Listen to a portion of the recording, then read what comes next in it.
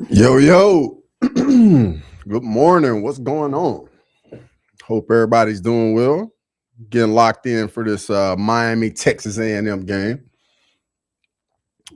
Let me hope everybody enjoyed last night's college football playoff game between Alabama and Oklahoma. I put a poll up in the chat. Definitely let me know who you're going with in the Miami A&m game. And definitely let me hear your reasoning as to why in the chat. Let's see.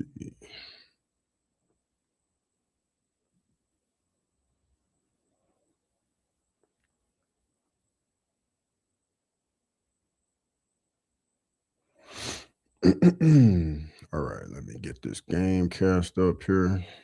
All right.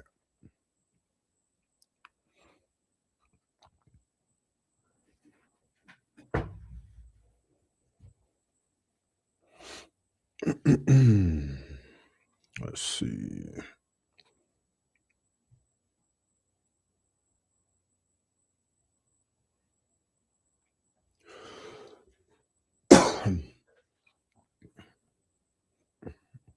See.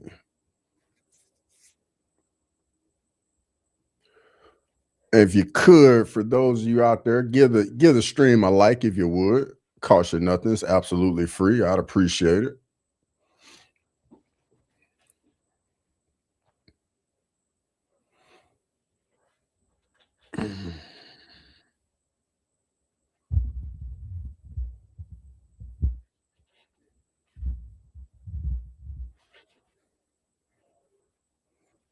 I think this game gonna be another slugfest like the game last night.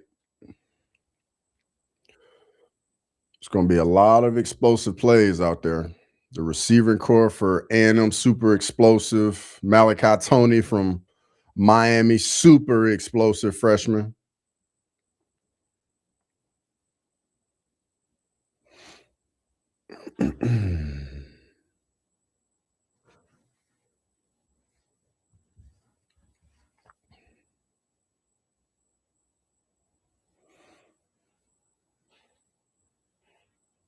It's gonna be rowdy in there too.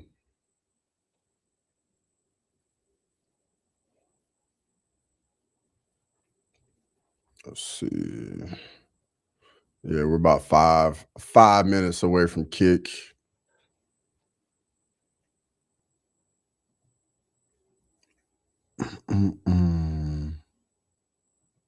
Let's see.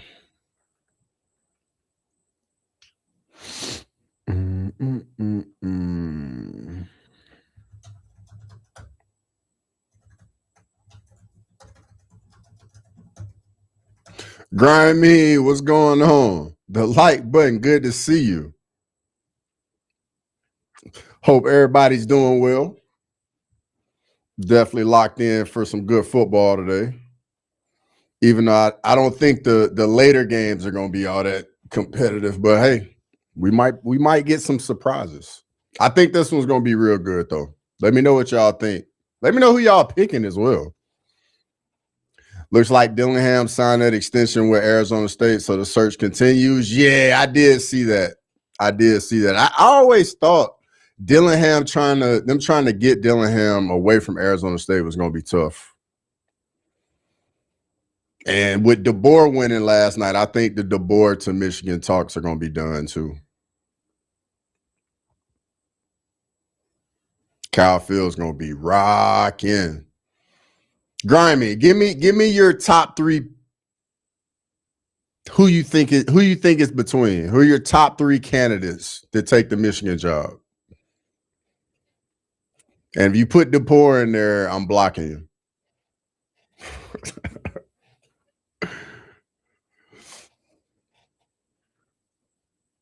The house that Johnny Football built.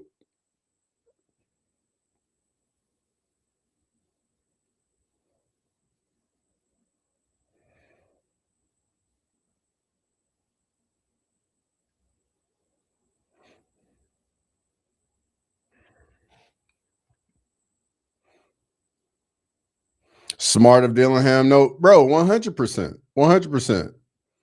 Because I mean, if he goes 8-4 at Arizona State, nobody's gonna bat an eye. He goes 9-3, nobody's gonna be upset. But at Michigan, you go 8-4, 9-3, people gonna be calling for your job.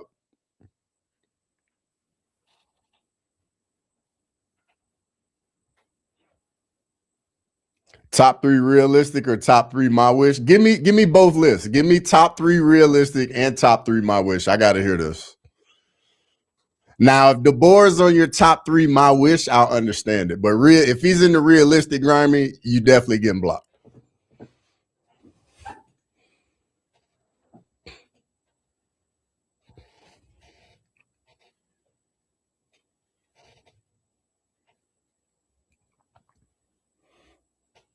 Let me see what this poll looking like real quick. Oh, A&m, okay.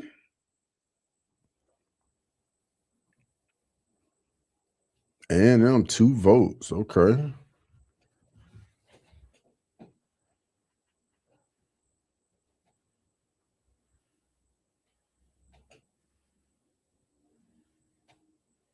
Looks like the Miami fans showed up pretty well, though, surprisingly. I was definitely not expecting that. Because I feel like Miami home games have a tough time with fans, but they look like they did a decent job traveling.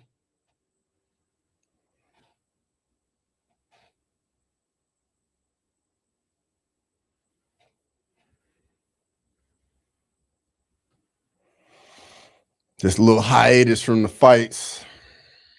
You know what? We do have some PFL on right now, too. So all my fight fans out there that aren't in football, y'all definitely can check out some PFL right now.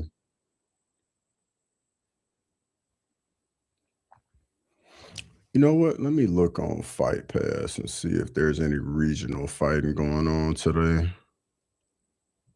or tonight. Because I might need some violence tonight. Because I'm not expecting that Oregon JMU game to be competitive. All right, so we got some Cage Fury tonight. I might have to check that out. Mike Elko. I like Mike Elko at A&m. I think it's a good cultural fit.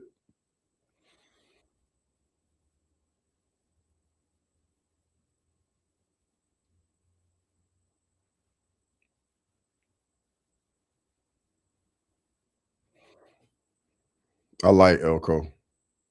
Defensive minded coach, brought a physical presence. Like you just can see it in the DNA of the front seven on the defense. Very physical, very active, disruptive.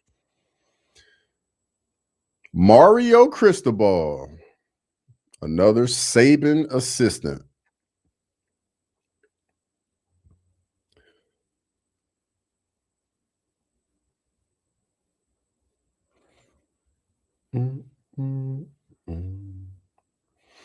Hope everybody's doing well today. Let's see.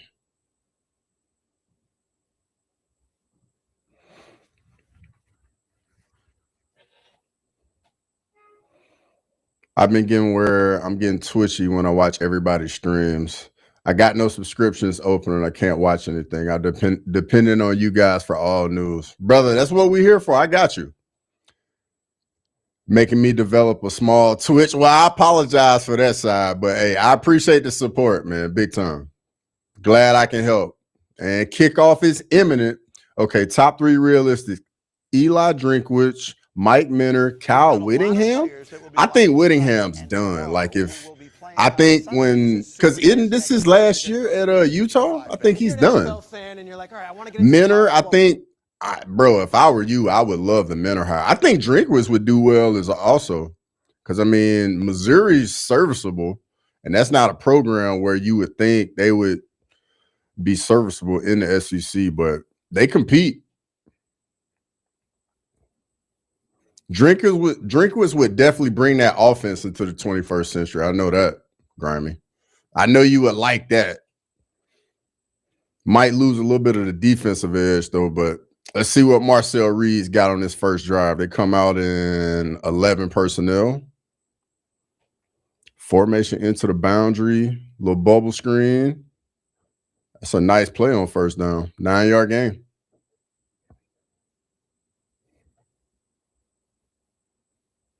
Craver and Concepcion at receiver from A&M. Big play threats. Can take the top off the defense at any time.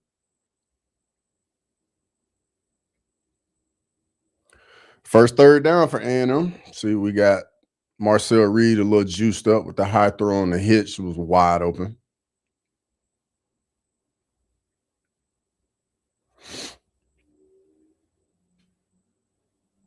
That's part of why I changed my name to the like button. Now, if anyone else tunes in, I can try to bully them into hit me. I appreciate it. It's smart, bro.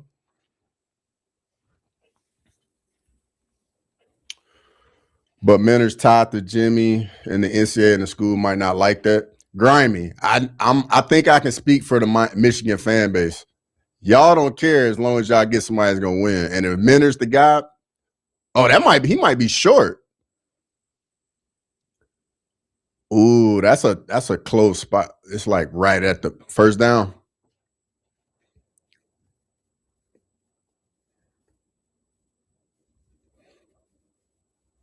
Grimy, would you rather y'all go with an offensive minded head coach or a defensive minded head coach? All right, here we go. 1st and 10 for A&M. I think this might be a rundown right here. Try and develop some at the line of scrimmage. Inside zone. Little 4. Ooh, nice. Yeah, that's a tough little 4-yard gain right there. That's a good run on first down. Nice little inside zone.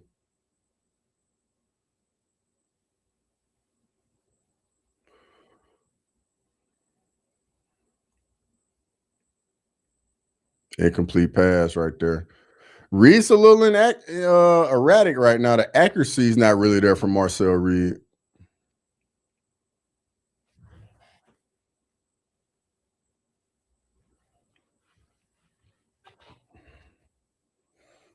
I'm very curious to see how A&M can block these edge rushers from Miami, because Bain is the real deal coming off the edge for Miami. 3rd and 5 right here for A&M. Going 3-by-1. It's looking like Miami's countering with some cover one. Reed steps up, makes a guy miss, and picks up the first down.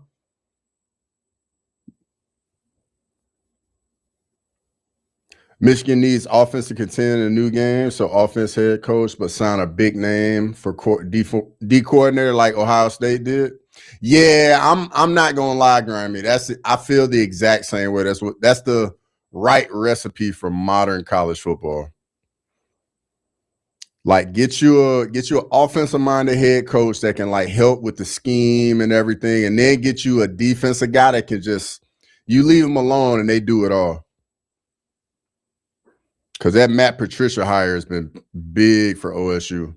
Oh, good tackle right there by Miami. Good play. No gain on the bubble screen.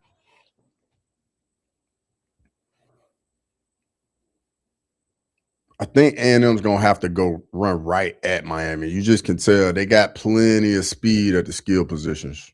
You got to run right at them. Like this right here. There you go. 4-yard gain on second down. It's about a 3rd and medium right here.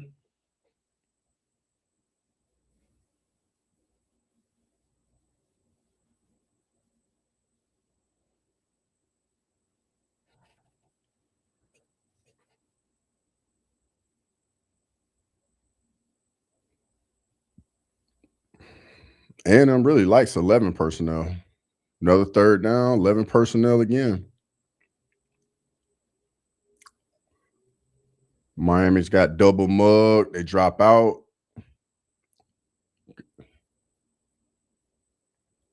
Marcel Reed picks up the first down with his legs. It's good defense by Miami, though. They had him corralled. He just snuck out of there barely. That's good feel right there by Marcel Reed. Like, he didn't panic.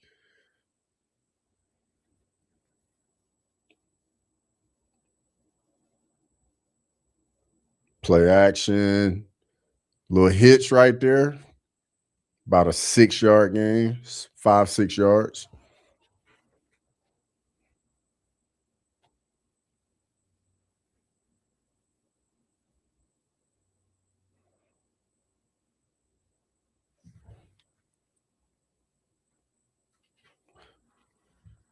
Top 3 wish list, Smart, Lanning, Freeman.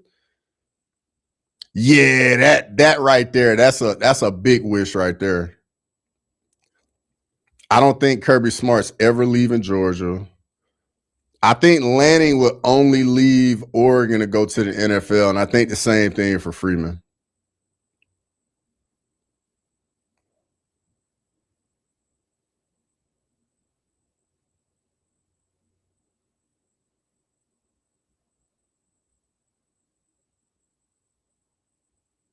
Oh, that's right. I forgot Colin Klein's the offensive coordinator at A&M. He just took the head coaching job at Kansas State, his alma mater. Hope that works out for him. All right, here we go. 3rd and 7 for A&M. Motioning to 3-by-1 to the field. Inside zone. That's a conservative call. Either they're going for this or they're going to try a long field goal. That's right on the edge of field goal range. I don't know about that call right there. I think Freeman would do well at Michigan. I think he would too, Grammy, but I don't think we're going to find out. Because going from Notre Dame to Michigan is a lateral move. I think Freeman only would leave Notre Dame to go to the NFL.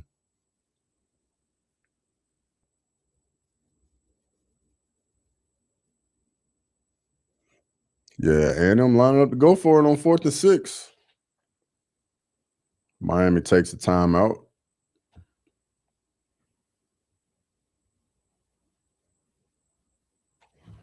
It's a good first drive for A&M. Let's see if they can finish it or if Miami can get the stop.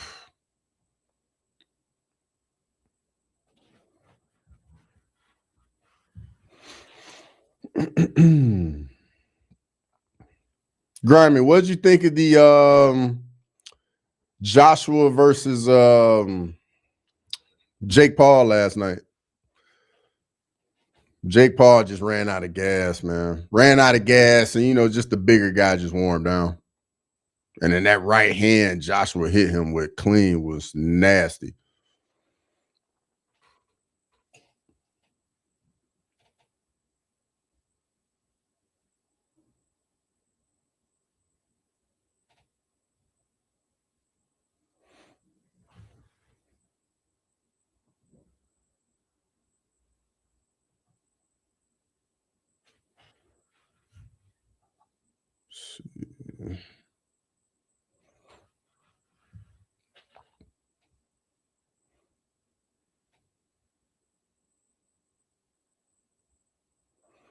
I'll give you your flowers too. Bama had a hell of a comeback and showed toughness. I appreciate it, Grammy. I appreciate it because it was not looking good early, bro. We were down 17-0.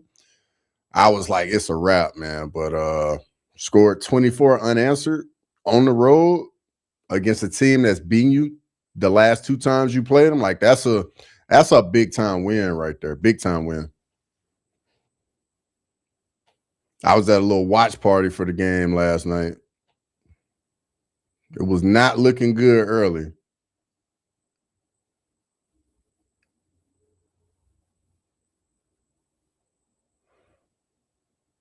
And if I knew that ring was that big, I would have bet the over 2.5 because Jay could easily ran like he did for 3 rounds. Yeah. He definitely had the skates on in there. Smart of him though.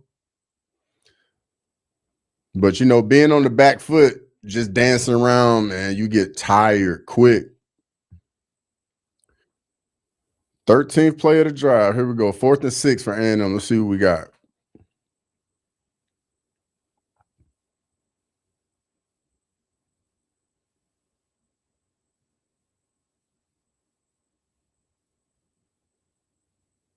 Matthew, what's going on, brother? Good to see you as always. Hope you're doing well.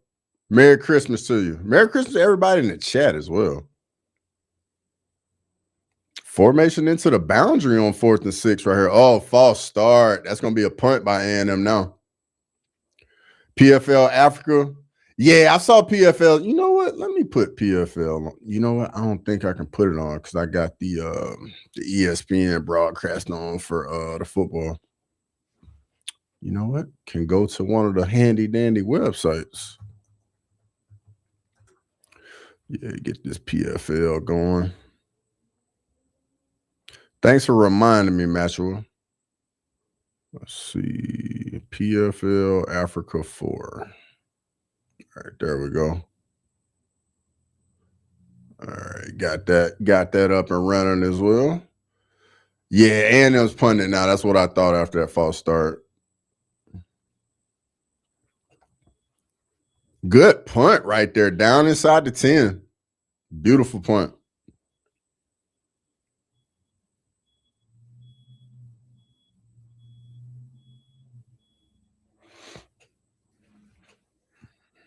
Let's see.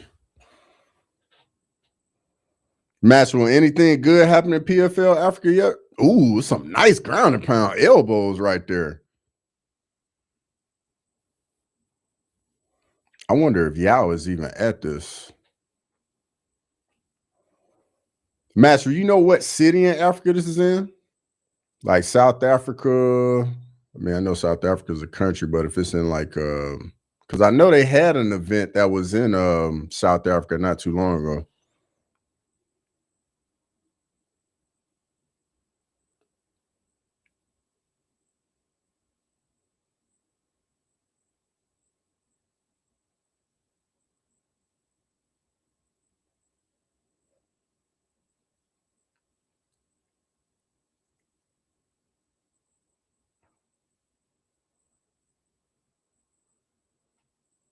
Oh, I've never heard of that. I've never heard of that part of Africa before.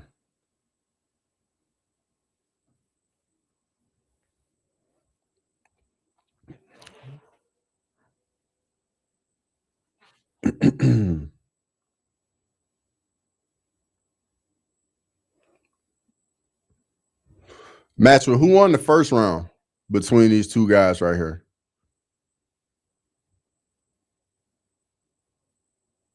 Looking like they kind of just staying at range. Now nobody really wants to close the distance yet.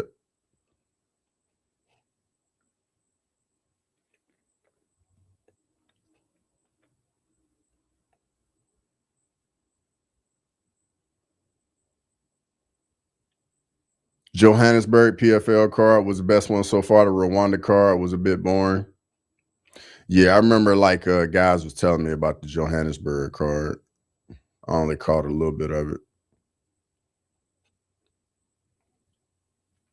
This card's been pretty good. 1 KO, 2 decisions so far. That's not bad.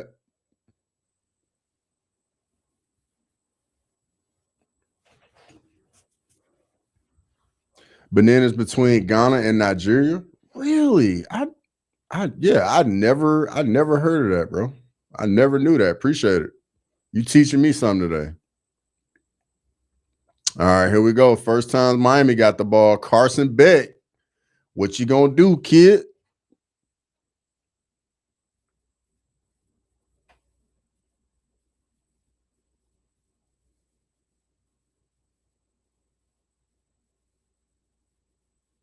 Man, I know that environment's unreal.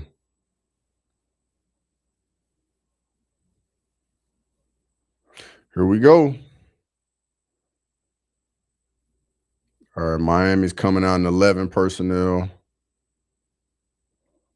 Inside zone, throw a little receiver screen, about a 4-yard game.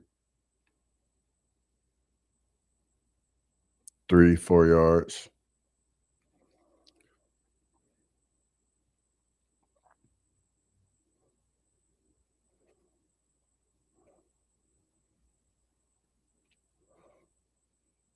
The thing down here for Miami, just pick up that first down, get a little bit of momentum going. All right, little outside zone. That's a nice run right there. That might be a first down. Yeah, that's first down right there. Nice little zone play right there.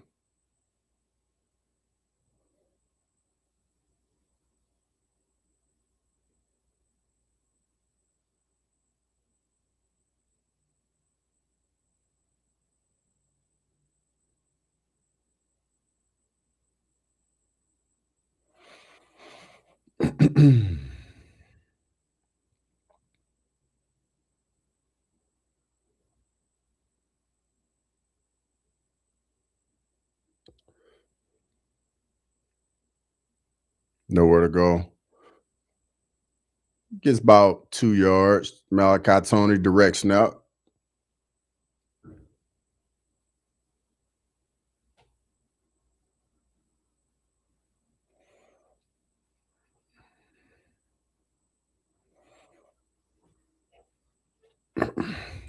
It's a passing down right here, 2nd and 8, because you don't want a no gain, 1 yard gain. Now it's 3rd and 7 plus.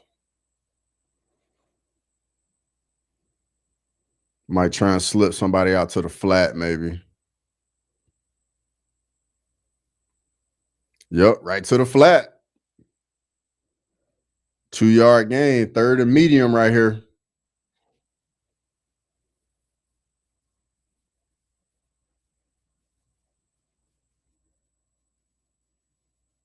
I know it is so loud in there.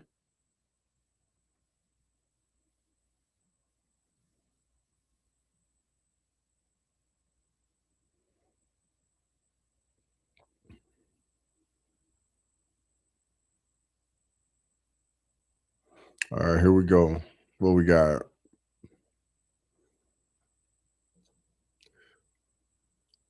Straight drop back. Oh, incomplete pass. Good stop by A&m.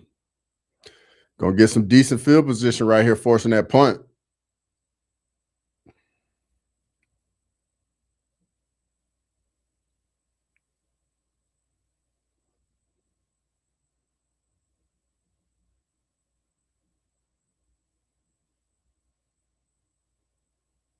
Yeah, that's just an inaccurate ball. I don't think that play had a chance right there.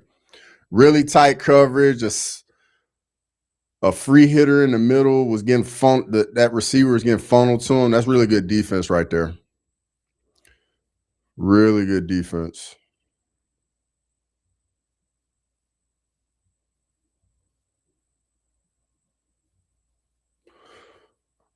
All right, A&m's got it at like the 38.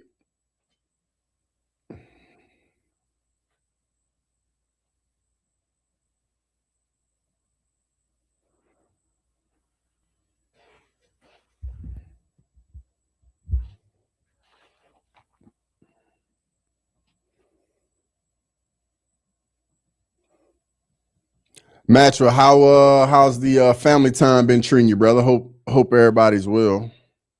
And speaking of which, what you got whipping up in the kitchen today? Are you on the grill today? What's going on? I got some steaks out right now. I just seasoned right before I jumped on the stream. I'm gonna throw those on my grill as soon as I get off the stream.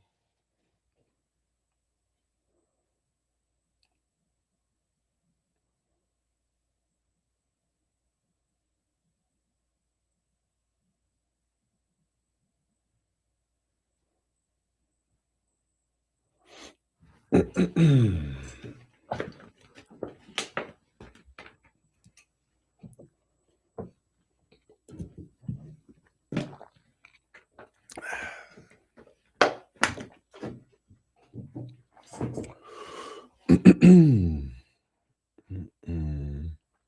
right, let me look at these game stats real quick.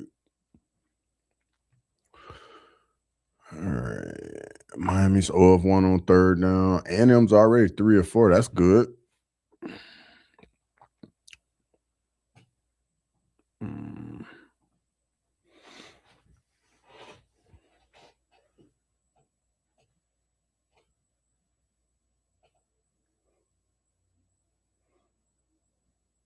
It's looking like this game's going to be the defensive struggle.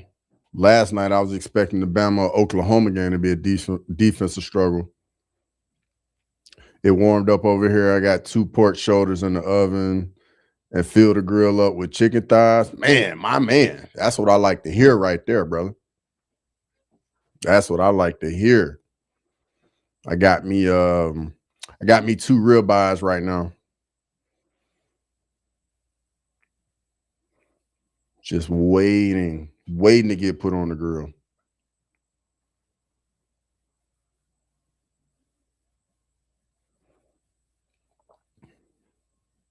My niece brought 1 bushel of asparagus. Oh man, for how many people, Matthew? One. I think she brought her own personal bushel of asparagus. All right, here we go.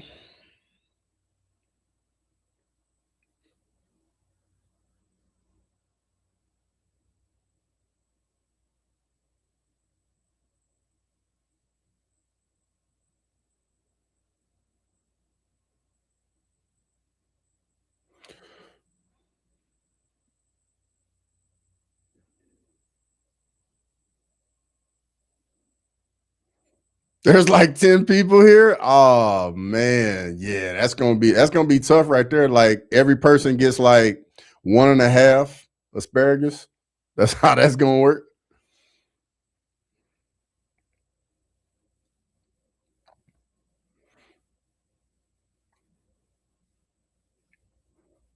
All right, 2nd and 4. I think this is another rundown right here.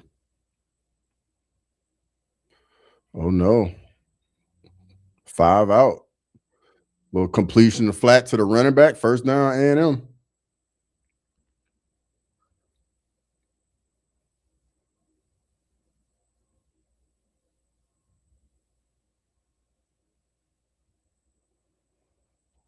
Matthew, is this a everything y'all do this every weekend where like the family gets together, you cook? Oh, nice completion right there to the tight end. Nice tackle by the safety, up ends the tight end.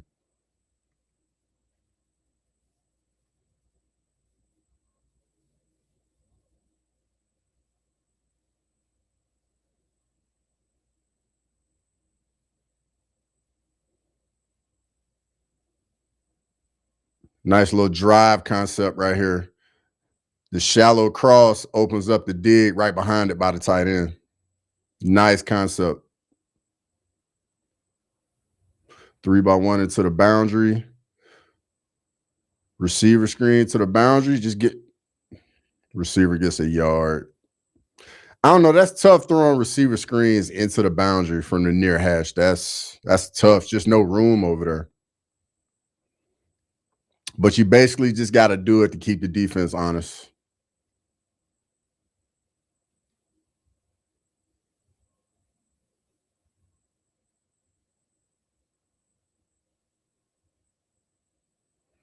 A&M's got to get some points on this drive.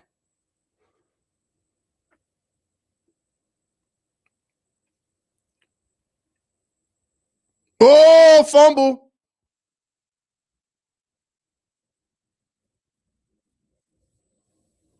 Oh, they're calling it an incomplete forward pass.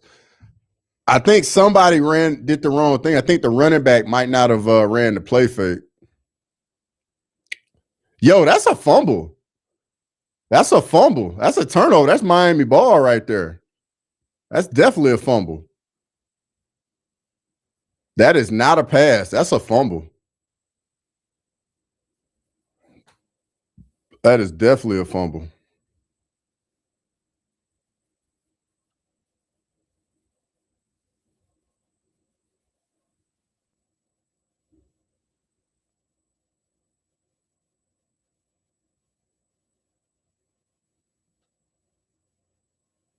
We alternate weekends between me and my brother's house. Yeah, Maxwell, that's definitely a fumble.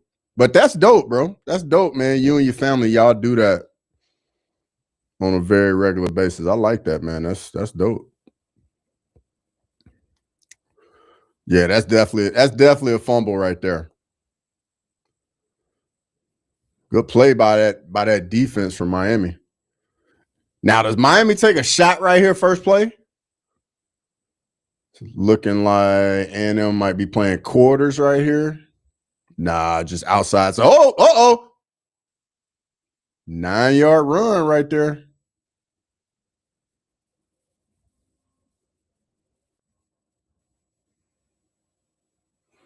That's definitely going to give Miami some life right here, this turnover.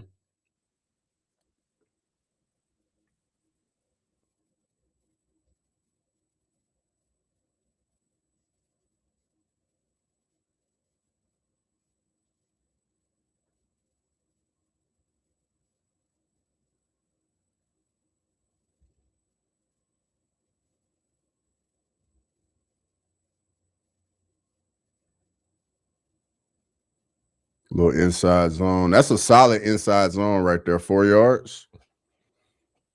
They'll take that all day on inside zone on first down.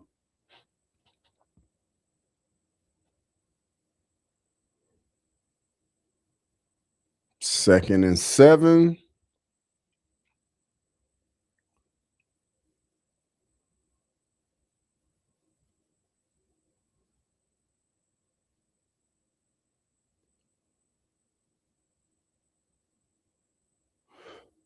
Double pass. Trick play.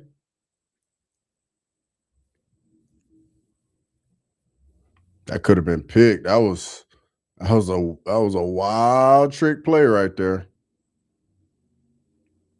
Little jet sweep to a halfback pass.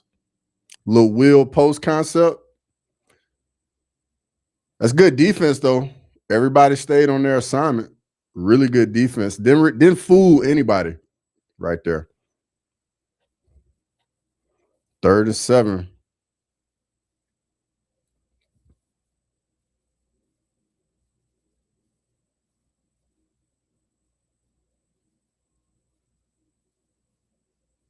Timeout, Miami.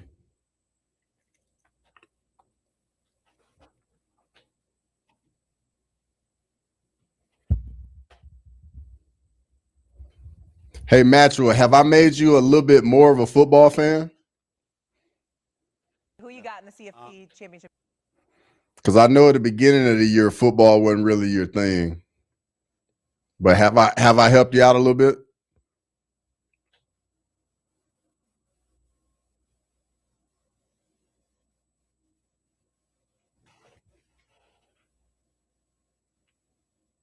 Cheddarhead, brother, good to see you, man. As always, I appreciate it. I'm doing well, bro. Hope you're doing good. Hope you're having a Merry Christmas over there. And let me know if in the chat you already got your holiday shopping done. I haven't even started mine. I always wait until the last minute though. But I definitely got to get some presents for my grandparents. Don't know what I'm gonna go with, but I got to figure it out soon. I might go knock that out tomorrow.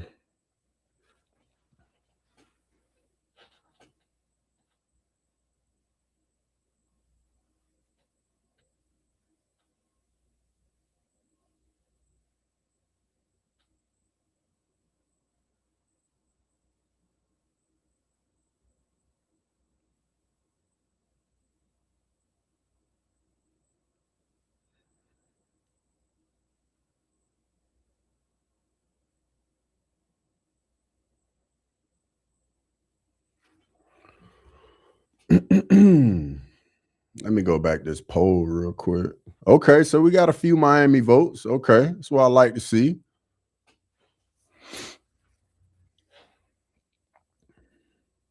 Cheddarhead, let me know what you thought about the Bama OU game last night too, because I know you're a big football head.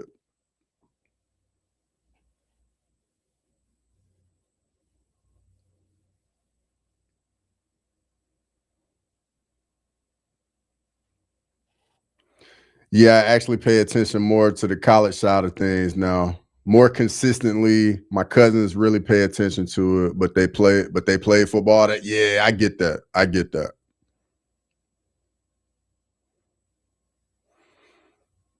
I got Mike Yang into football now. He watches football all the time now. Last year, Mike Yang was not about some football. I got my mom a present. I don't know what to get my dad. Yeah, it's like that. Probably some whiskey. Hey, your dad will like that present, Cheddarhead. I feel like for guys, it's so easy. If they like to drink, you get them a bottle, whatever they like. You're good to go. You can't go wrong. Especially if it's like a decent bottle or something, you can't go wrong with that.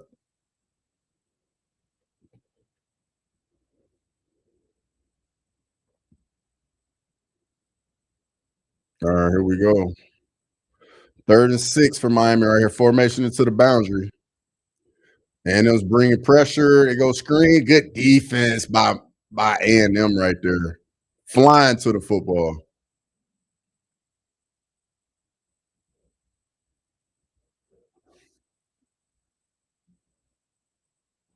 Really good defense right there.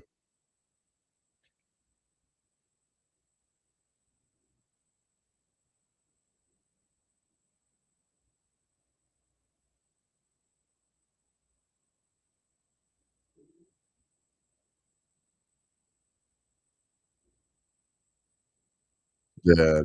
These defenses came to play.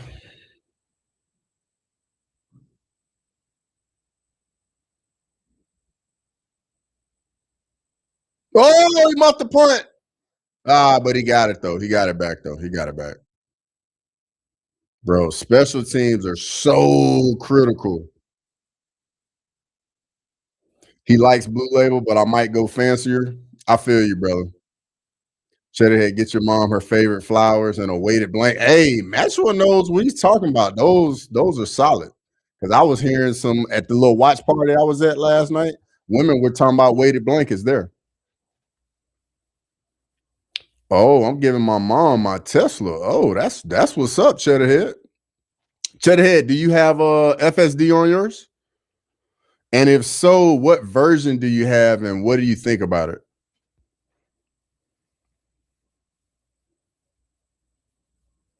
I don't like it in it. Well, that answers that question. Why don't you like it? I almost got a Tesla a few years ago. I actually test drove one, and I think the driving experience is amazing. I think it's a better driving experience because that instant torque is so much fun.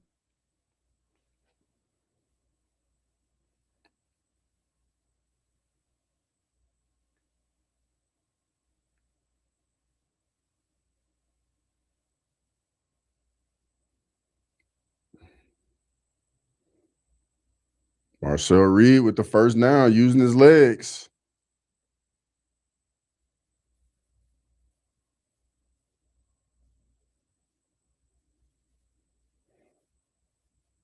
Self-driving freaks me out. Yeah. So a buddy of mine has one, and he's like he did it with me with version. I think when it first went to version 12. Nice TFL right there from Miami. I swear it was taking me under a semi truck. When did you try it? Because I know with the updates, it gets better and better and better. It just has no soul, man. It feels like I'm driving around an iPad. I mean, yeah, that makes sense because it's so quiet. There's no exhaust. No, I definitely get that. 100%. I definitely get that. Coming from somebody that used to have a very loud and obnoxious car, driving an iPad is funny. But it's the truth, though. It's so much technology in it, Master. It's literally that literally is a good way to explain it. Ooh. Yo, Marcel Reed's, when he's inaccurate, it makes you hold your breath. I drove that Rivian truck. That thing is not, yeah, a buddy of mine has a Rivian truck. I tried it about a year ago. Shut ahead. You might need to try it again, brother, because the videos I've been watching lately, it's gotten so much better. Because I know they got the robo taxis out in Austin and the Bay Area now. But I think you're up north, so it might be some bad weather up there. You might not trust it. Nice check down. Way to rally by Miami. Way to get off the field on third down by Miami right there. And that's the end of the first quarter. 0-0.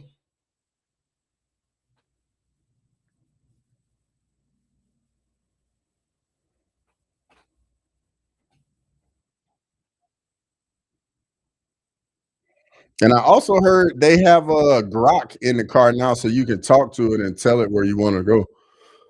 It'll just do it and the navigation and everything.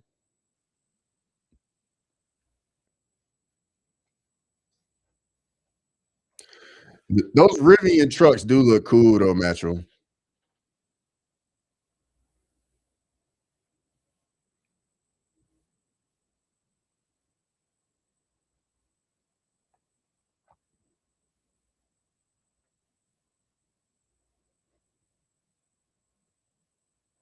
So Cheddarhead, if you giving your mom your Tesla, what are you gonna be? Where are you gonna be driving?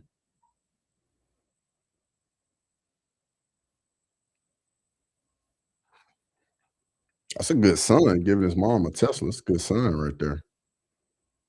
Making us look bad, Cheddarhead.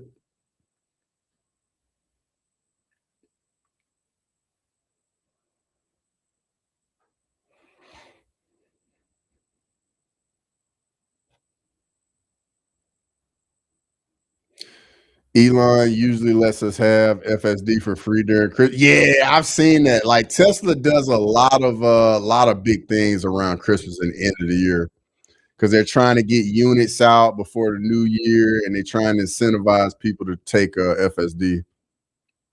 First round finish in PFL.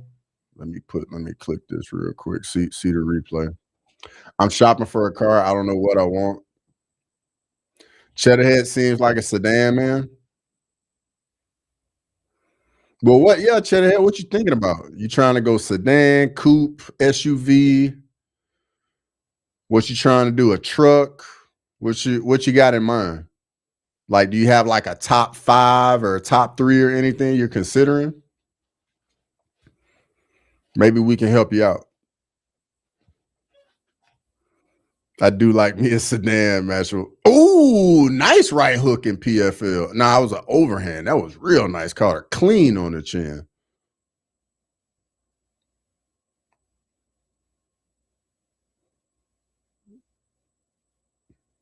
Yeah, man, that chick in PFL, she didn't want to be in there. Maxwell, she just eating shots, the body shot. Ref, stop the fight, bro. Stop the fight, ref. Bro, the ref just letting her eat body shots.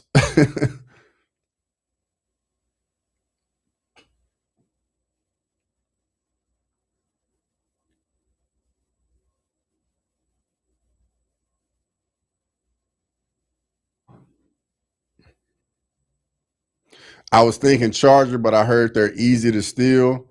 Cheddar head, brother. You just hit a soft spot, man. Yes, they are easy to steal, and yes, they get stolen all the time. Ask me how I know. I had a Challenger get stolen. So yes, brother, they definitely get stolen. I don't know. I was just gonna go to CarMax and most likely get ripped off. Hey, you ain't wrong at all. That's definitely what was gonna happen. All right, punt by A&m. See what Tony can do. Not much on a return. Let's see. Cheddarhead seems like something with power but inconspicuous. I live up north. Got to go four-wheel drive. Yeah, grimy. That snow and all y'all got up there, man, is just too wild. Yeah, Cheddarhead. They got me, dog. They got me. I was hurt too, brother. Hurt.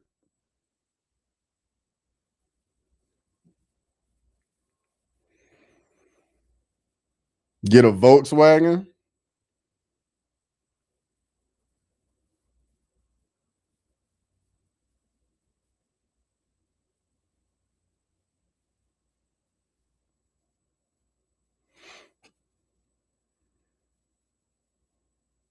All right, here we go. Little zone play. About 4 right there. Forerunner call today. Yeah, I do like Forerunners.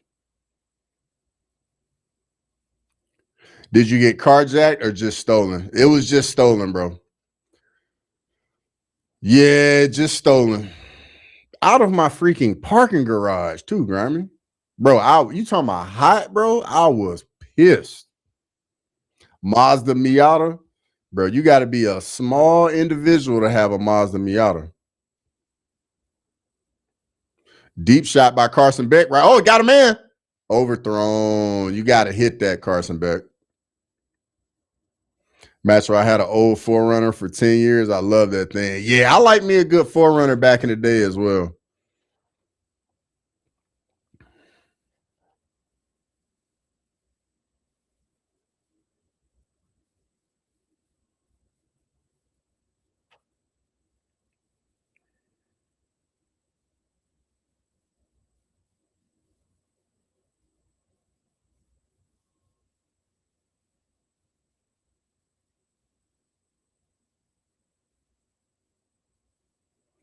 3rd and 6. Ooh, got pressure. Oh, fumble.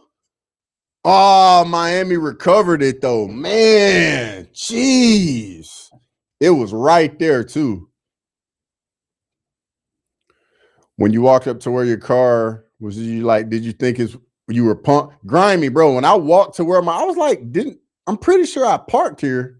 And then I was looking around like maybe I parked somewhere else. And I literally was walking around thinking I had parked somewhere else, bro. And then it dawned on me like, yeah, like I was just hitting my lock and unlock to try and get the horn to beat. And I wasn't hearing anything. So I was like, damn, dog, they got me.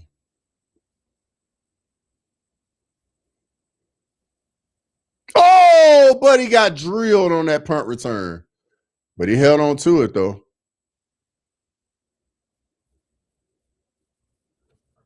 We used to move people's cars at work, and it would freak them to grimy. Hell yeah, bro. Take keys off their desk and move it to the back of the lot, bro.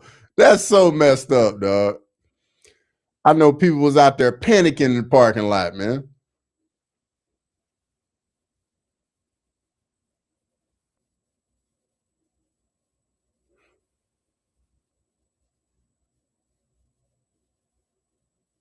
Not the first or the last. I'll commit grimy. That's a crime.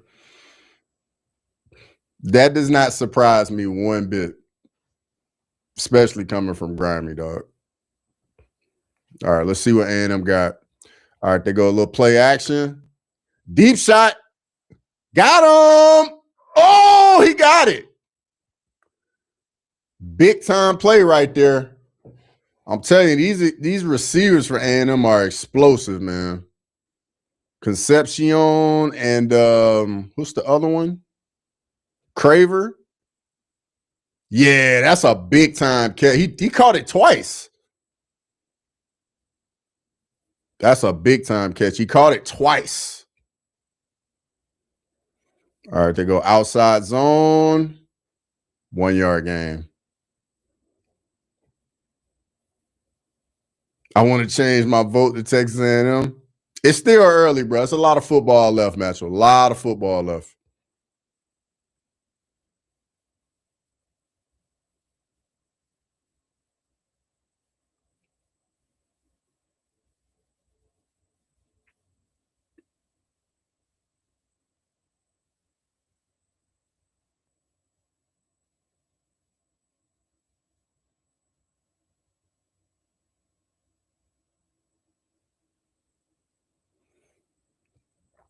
Reed steps up, gets flushed out, throws it away. 3rd and 9 right here. Don't take any chances right here. You got points. Do not take any chances right here. If it ain't there, throw it away.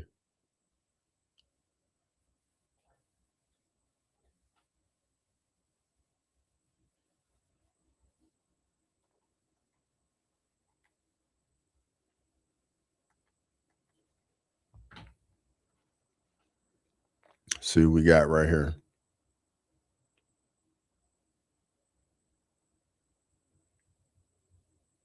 All right, Miami rushes 3, drops 8. Completed at the 5, and Buddy's tackled for no gain. So it's 4th down. Way to hold him to the field goal attempt. Yeah, bring the field goal team out.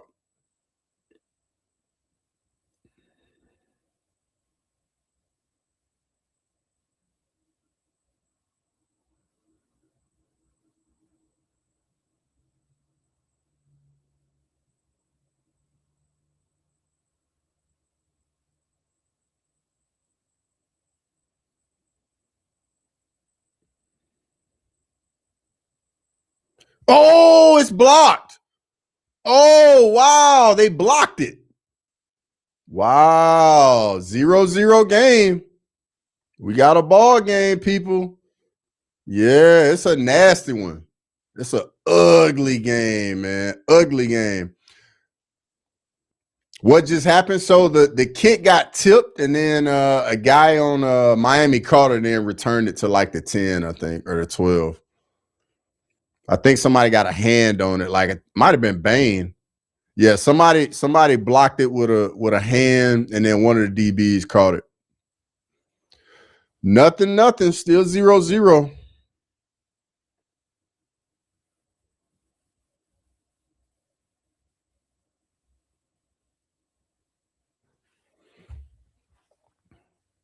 These defenses just doing just enough, especially this Miami defense. Got one turnover early, and now the blocked field goal.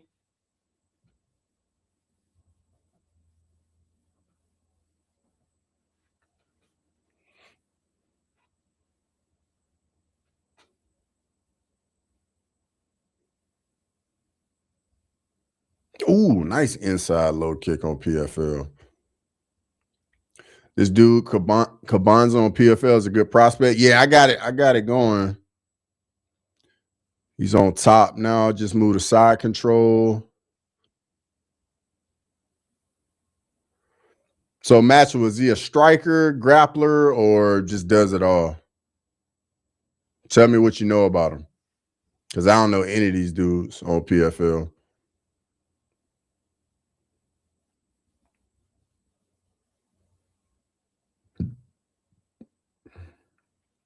Like he might be going. Nah, looked like he was trying to isolate that arm. Is he trying to move the mount? Oh, nice elbow right there. Oh, nice elbow. Nice knee to the body. All right, now he's a half guard. But he's trying to turn into him.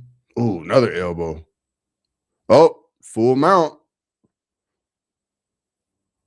Good from everywhere. Stays busy on the floor. Pretty vicious ground and pound. Yeah, it's looking like he's been landing some solid elbows right here. What can he do with this full mount, though? Yo, I think 12-6 elbows are like the biggest thing for mount now.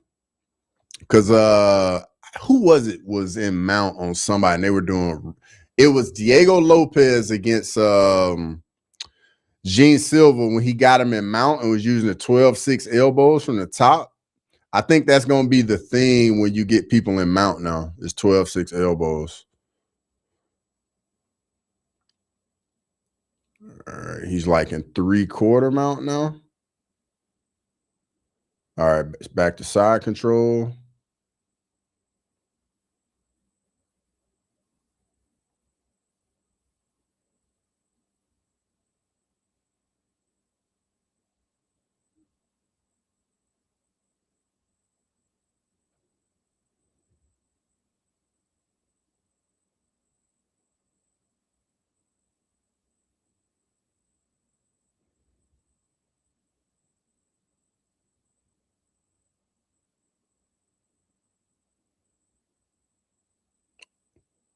Oh, big run on first down by Miami. That's about 15, 20 yards right there on first down.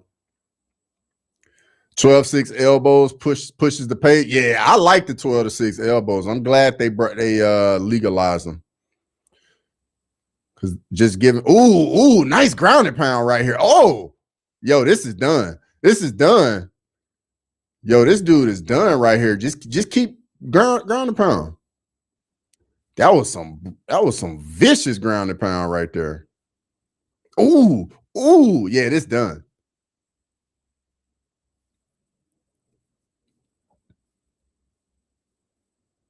And that'll do it.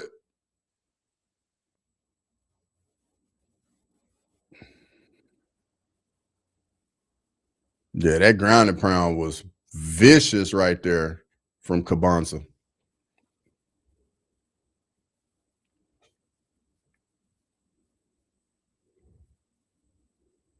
All right, here we go. 2nd and 11 from Miami.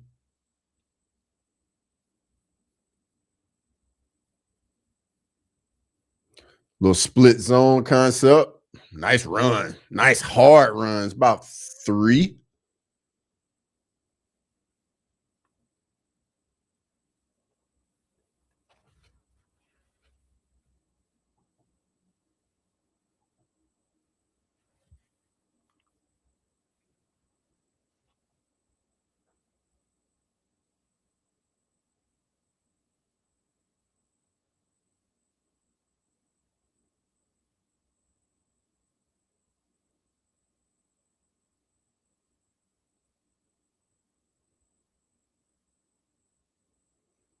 Here comes a blitz right here. Safety blitz right here. What's split zone? So split zone is when the offensive line blocks one direction, and usually an H-back, a tight end, or a receiver, they come back the opposite. So watch me. The offensive line is blocking this way, and there's a player that comes back that goes against the grain, and it pretty much like opens up a void for a cutback for the running back. That's why it's called split zone. The offensive line blocks one way, and you have one player coming back to seal the end of the line to try and make a crease right there. That's why it's called split zone. Let me know if I did a decent job explaining that.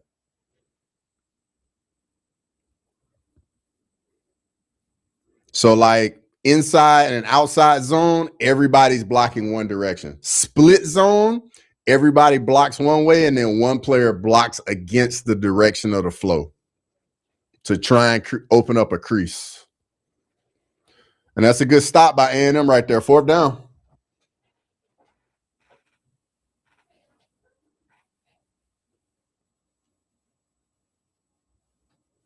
Nice. That was good. I appreciate it. Glad.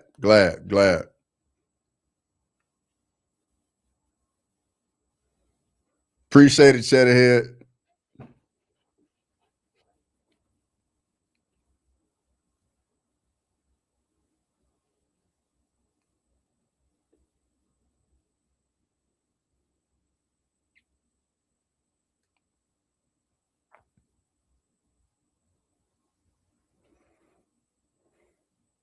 Yeah, I like it when teams pair split zone with split zone, but instead of like the tight end blocking the edge player, like they arc around them, because it puts that edge defender in conflict. He doesn't know if he needs to take that blocker on or if he needs to read the quarterback. And that was like the in vogue thing when like Jalen Hurts was in college.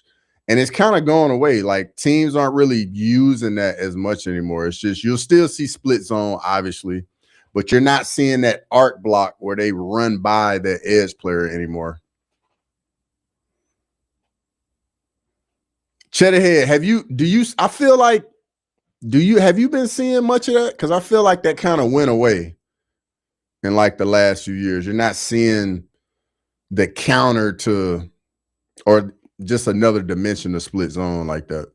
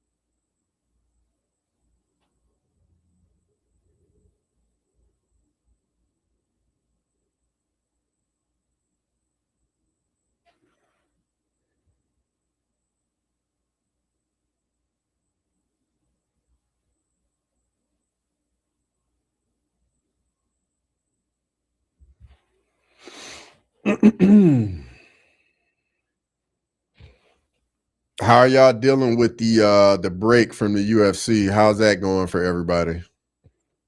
This time of year is always rough on the UFC crowd. I'm looking forward to the Paramount deal, though. I'm definitely looking forward to that.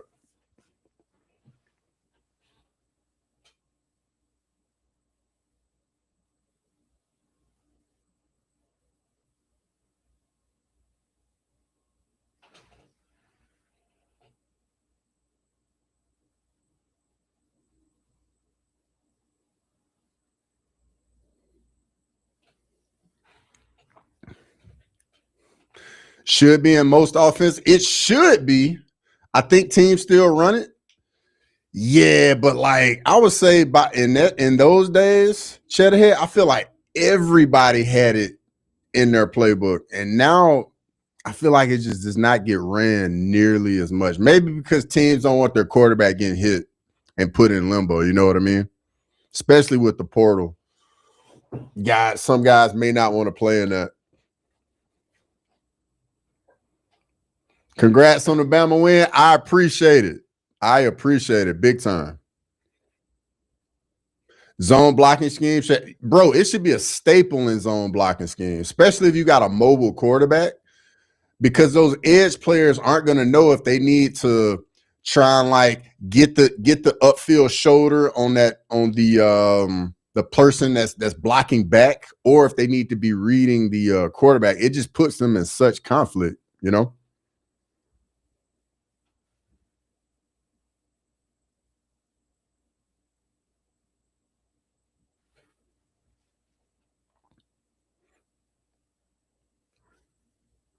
Inside zone. Oh, Owens. It's a nice little 8-yard run right there. 3rd and short.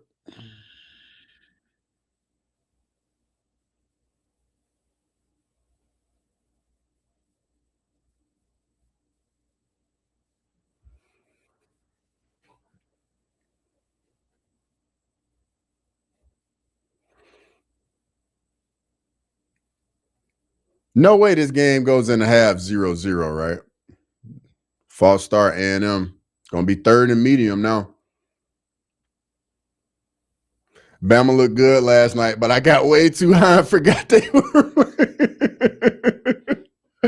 Hey, I definitely have been there before, Cheddarhead. I appreciate it, man. Hey, that game was stressful as hell, man, especially early when we came out just looking flat and stagnant.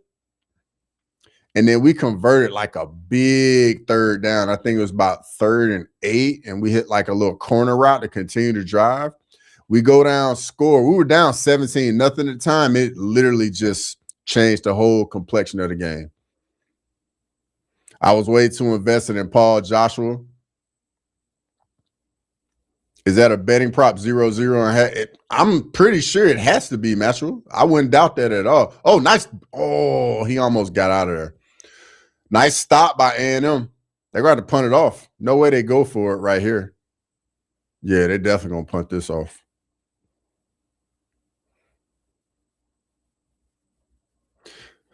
So, Cheddarhead, Paul Joshua, I want to say when the football game ended, it was in like the 2nd round. So the timing worked out well.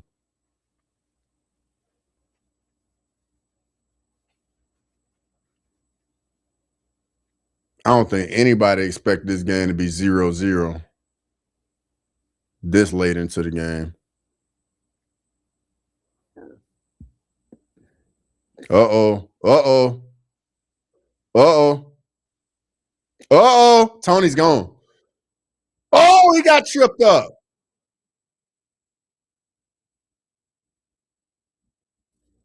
Would have been crazy odds. Yeah, I bet the odds of that got to be crazy high. But looking like Miami might get points right here.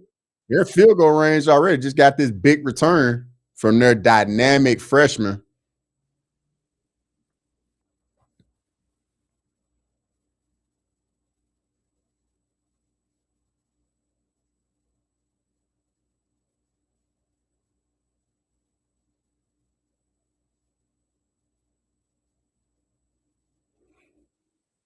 He tripped himself.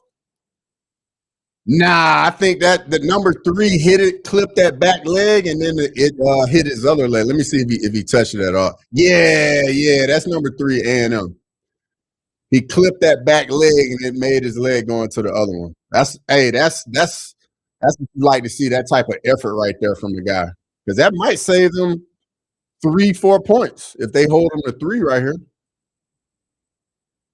That's the type of effort you got to see in games of this magnitude. You got to see effort like that. That's going to be on the film what they show their teammates. Like, this is the type of effort you got to play with. That's good football right there.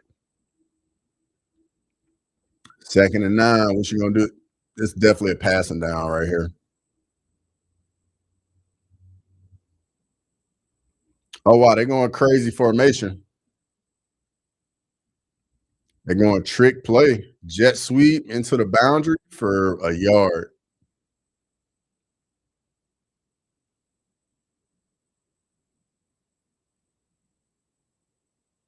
That's good defense by A&M right there.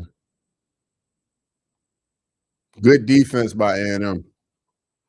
All right, third down and think 8. Yeah, 3rd and 8.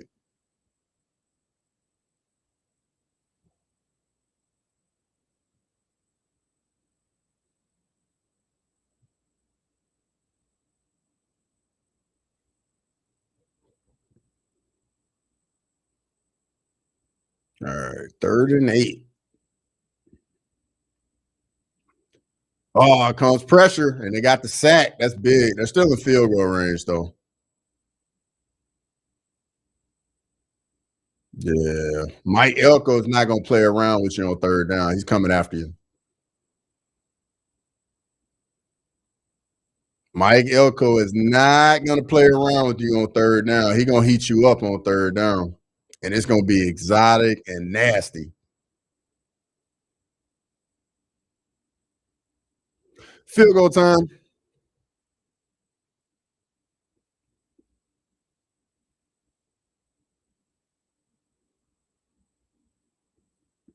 No good.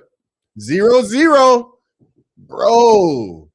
Yo, this game, man. Hey, this is what college football is about, man. It's some good football.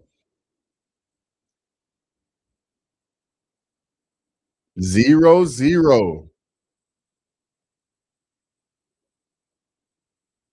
These kickers just can't get it done. Hit it well, just missed it. I'm gonna be real. This game sucks so far. Hey, that's how it goes. You got good teams. You got both teams got good players. You know what I mean? Texas A&M will win this. We're gonna see. We are going to see. Exotic and nasty. Natural. That's how it is on 3rd down, brother. Like some teams, like on 3rd down, it's gonna look crazy. Guys gonna be coming from all different kinds of angles, all that. Tony trips, and I knew Miami wouldn't score, and the offense is bad. Yeah, like that's why it's a game of inches. That's why it's a game of inches.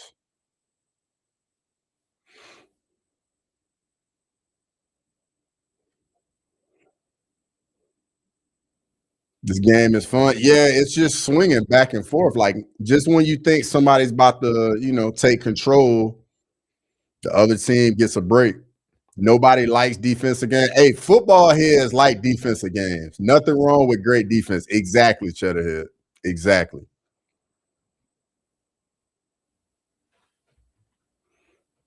Nobody scored yet. I don't mind defensive slugfest. I don't mind. Like I know the 45 to 50 or the 50 to 54 games are exciting. It's just back and forth, but when you get in the playoffs, man, it's defense wins championships.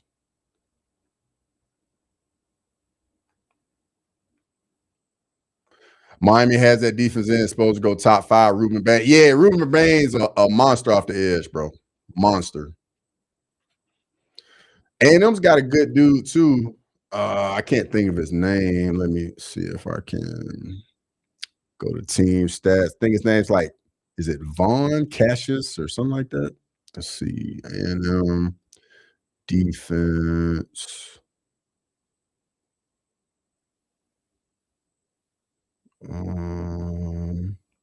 Cassius Howell. That's his name. He's a solid edge player.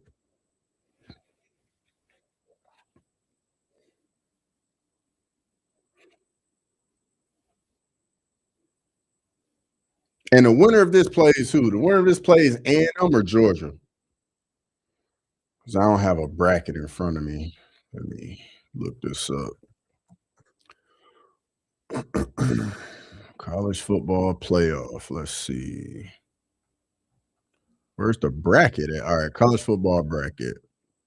So the winner of this plays Ohio State. I don't think either one of these teams beats Ohio State. Who has the ball? A&M's got it now. Miami just missed a field goal. Yeah, Howell, Cheddar. Yeah, that's him. He's a good edge player too. Uh-oh, Marcel Reed. Nice little scramble on first down. Picks up 11. First down. I think A&M should go a little up-tempo right here. See if he can get them a little bit of rhythm going. Cheddarhead, you like Ohio State too? Yeah. Little split zone action right there. 1 yard gain.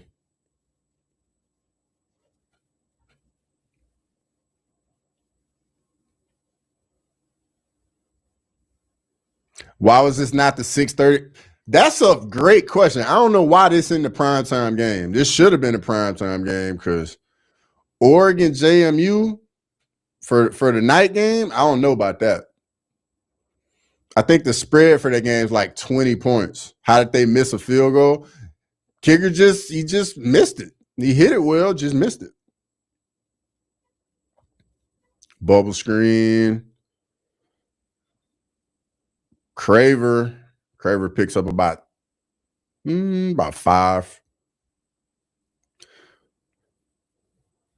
All right, this is going to take it down to the 2-minute warning right here, a 2-minute timeout, rather. If they don't snap the ball, I think they'll take it down to the 2-minute.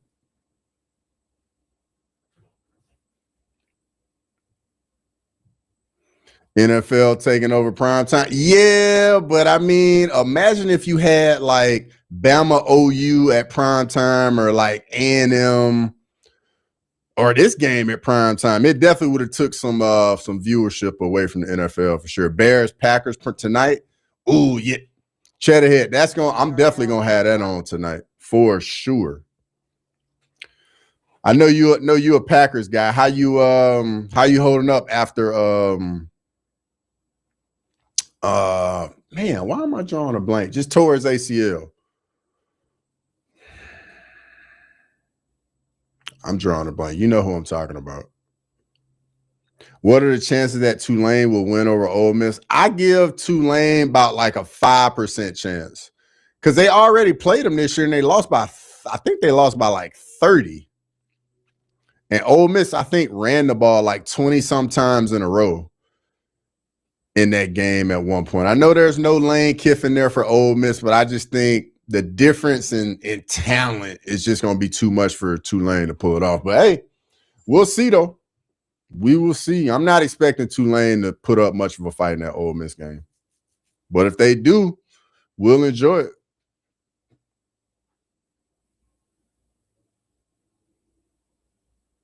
Yeah, Michael Parsons. Yeah, bro. Him tearing his ACL, that was tough. Mahomes tearing his was tough too.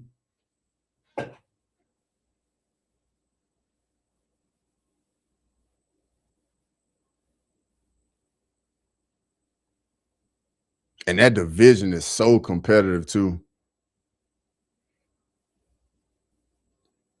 Aren't the Bears in first place in the division? Shedhead.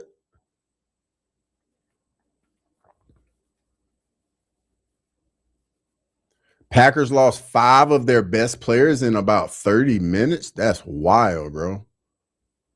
Sheesh. That's really getting hit by the injury bug right there. But Ole Miss does not have Lane Kiffin, so maybe Tulane have a chance to win. That's valid. But on the flip side, the Tulane coach is going to take the Florida job. I know he's coaching the game, and Lane Kiffin's not going to be involved in the game planning of this game. But I mean, the OC's still there running the plays. And honestly, I think this could galvanize the Ole Miss team. Lane Kiffin leaving the way he did.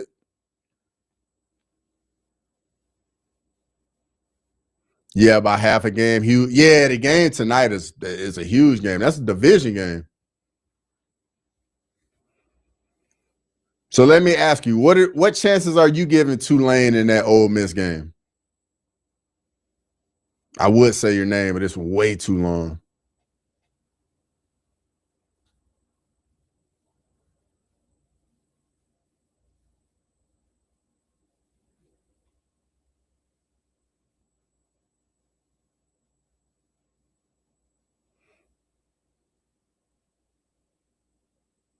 All right, here we go. 3rd and 4 for A&M on their own 46. Check down, dropped by the running back. I'm still trying to find Ryan Williams is in witness protection, bro. This sophomore year, I saw somebody online say Ryan Williams hadn't been the same since becoming an adult. I lost it, bro. Because, last year, everybody's talking about, he's only 17. He's only 17. But, yeah, this sophomore season for Ryan Williams, man, he has went into witness protection. Miami forces the punt.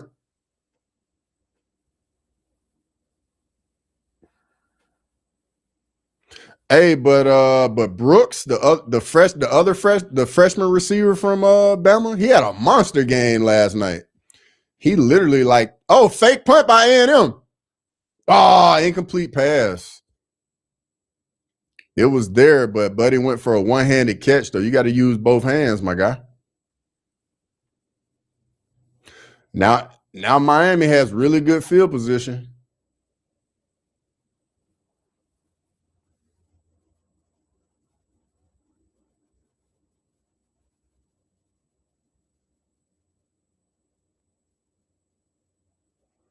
I don't know about that call right there.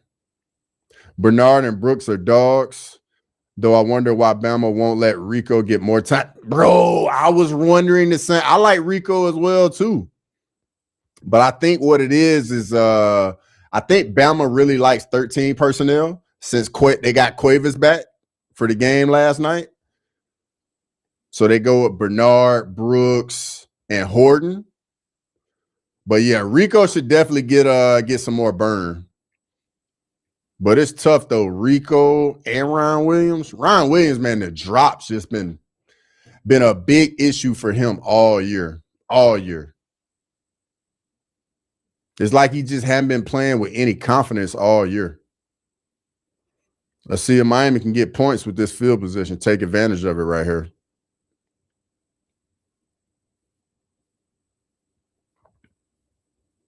All right, 2nd and 7.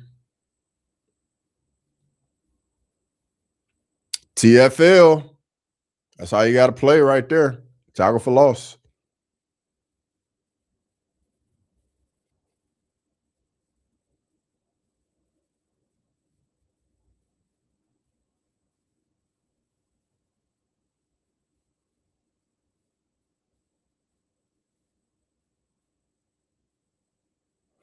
Big 3rd and 8 right here.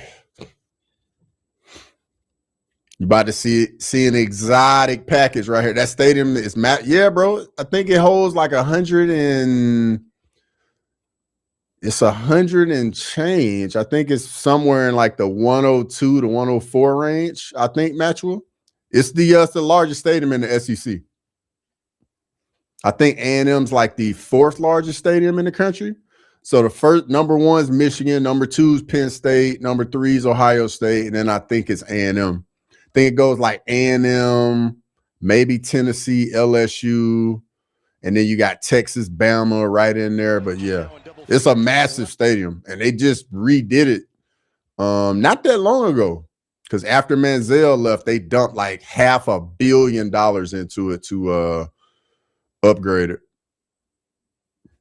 Make it a bit more modern. And it's loud in there too, bro. How good is the defense for Texas A&m compared to Miami defense? I think the A&M defense is a little better. Miami has some names, especially on the edge, but I think as a whole, the front 7 for A&M is slightly better. But both defenses been playing well today, though. Like when you get in 3rd and long against A&M, they just bring like exotic looks, exotic pressures. Like right now, you don't know who's coming, and then they bring a safety blitz. Deep shot. Oh, big time catch right there by that receiver. 1st down.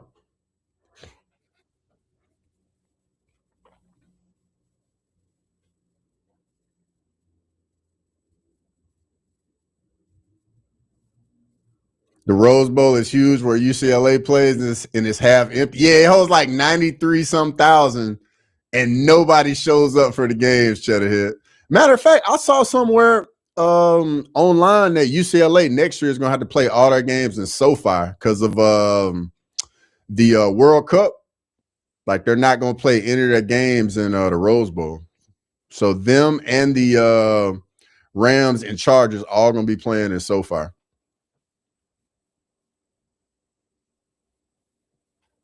I'm pretty sure I saw that somewhere.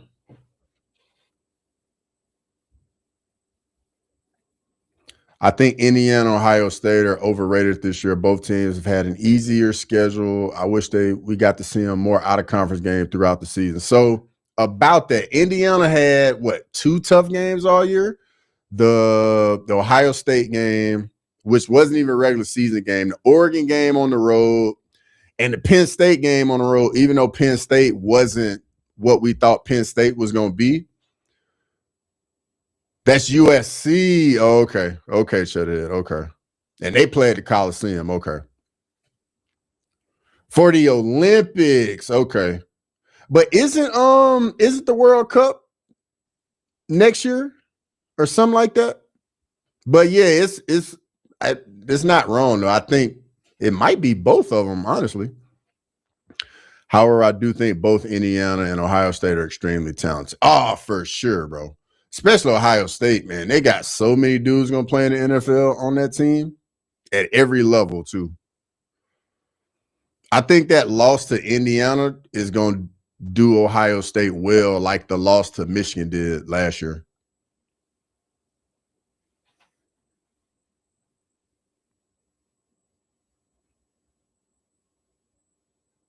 World Cup tickets are an absolute joke. You can't even pick your seats. World Cup is during this. Oh, okay, Shedhead. Okay. That tells you what I know about soccer, dog. I don't watch any of that shit. I don't know anything about the World Cup, dog. But I did see online where they were talking about the ticket prices being crazy expensive, though. I did see that.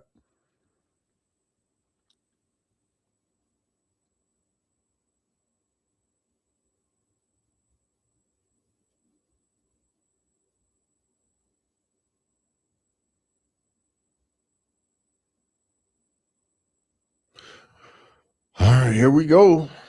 2nd and 2 with 11 seconds left with 1 timeout. What do you do right here? You definitely throw the ball. I don't think you run the ball right here. See if you get a one-on-one and just take a shot down here at the bottom. I think that's about all you can do. Yep, and that's exactly what they do. Yep, that's about all you can do. 3rd and 2, I think you do something similar right here on 3rd and 2 and then kick it.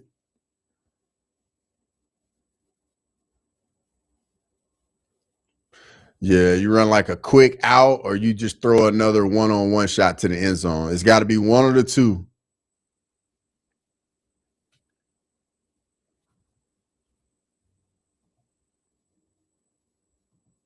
One of the two.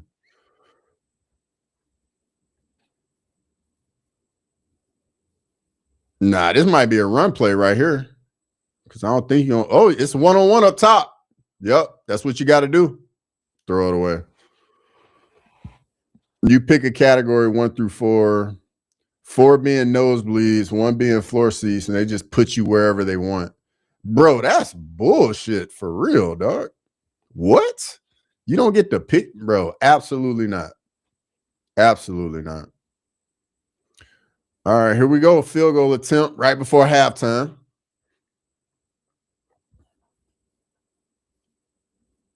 See if we go in the halftime, nothing. Let's see. And he missed it. Wow. We go into halftime 0-0. Man, hey, I think both teams just might have to start going for it even when they're in field goal range, because these kickers just are letting them down. Nobody got any confidence right now.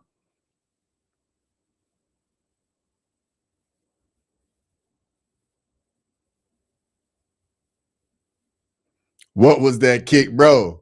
Hey, the nerves, man, that's a tough job. Just sitting around and you got to make a big kick. Like, people don't realize how tough that job is to be a kicker. Like, you literally are not really doing much for the vast majority of the game. Then you got to come out there and perform. Like, it's a tough job. And then when you miss one, The wheels start get to turning in your head, man. Your confidence gets a little shaky. That's all it takes.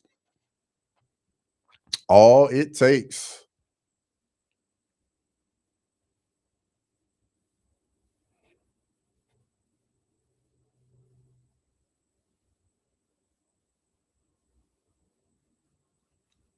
Hello, I'm from Chicago. To Shadur Sanders, you are tough. Yesterday, Mateer of OU had an opportunity to push or tackle the receiver after an interception. You would have tried to tackle him. Hey, that's tough for quarterbacks in that position because they never tackle anybody.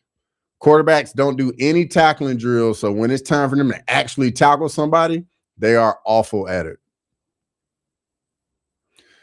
If I was a kicker, I would be the most hype dude on the team. Oh, bro, I'm telling you, people don't realize how tough that job is. 0-0. Let me check these stats out at halftime real quick. Let's see what we got. All right. Team stats. Miami is 1 of 7 on third down. A&m is 3 of 8. And I think they picked up their first 3 third down attempts of the game. Miami has 69 yards of total offense. The A&m's 175. Like, Miami's just hanging around. And then A&m's got 1 turnover. Defenses just really came to play today. Matthew will be passing around orange slices and Gatorade. Oh, man, shut it. Don't do them like that, dog. Don't do them like that. I would be eating on the side. Yeah, there is a little bit of that. Avocado toast? Nah, man. You either got the orange slices on there, you got some pickles, you got mustard. Those are the things you got on the sideline to actually consume. Pigs in a blanket, shit like that. Pigs in a blanket.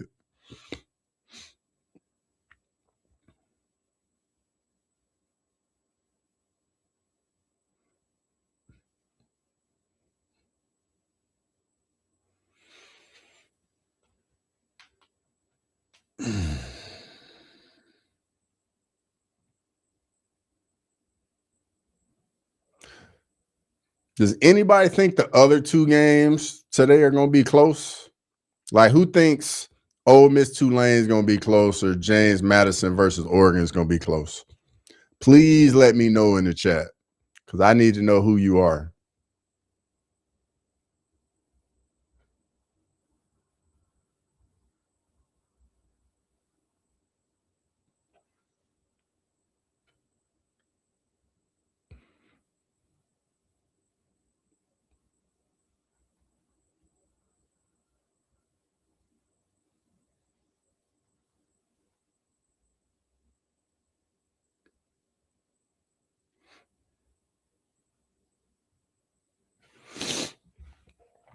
See.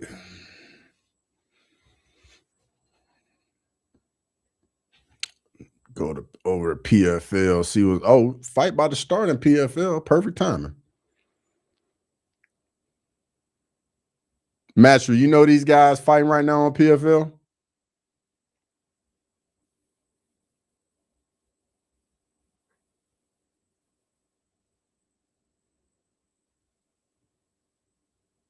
I'll be rooting for Tulane and James Madison, but they probably lose them by 30. Yeah, that's what I'm expecting. I know somebody that's a big James Madison person. They went to James Madison. I've been telling them all week, like, enjoy this week because when Saturday gets here, y'all going to get bludgeoned.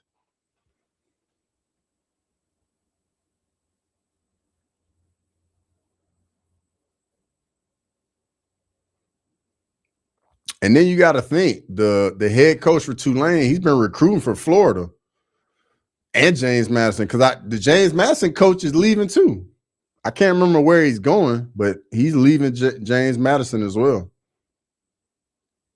because Billy Napier is going to James Madison. Or is he going to Tulane? I can't remember where Billy Napier is going. He's going to one of them, though.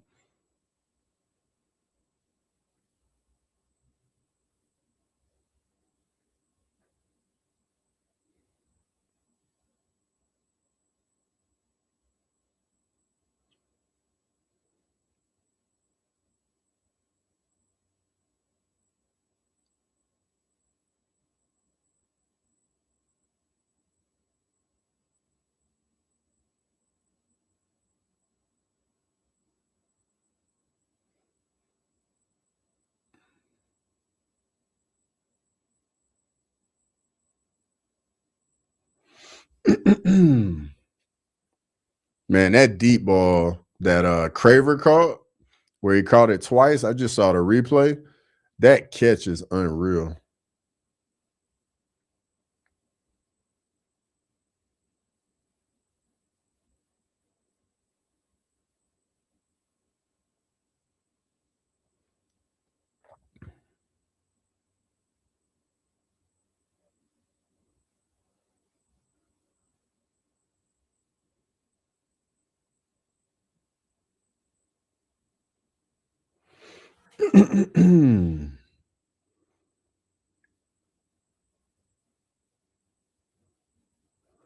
Yo, that first miss by the Miami kicker looks like the wind might have helped that one out a little bit.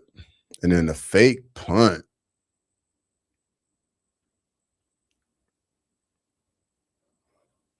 Yeah, Miami only having 69 yards of total offense is wild.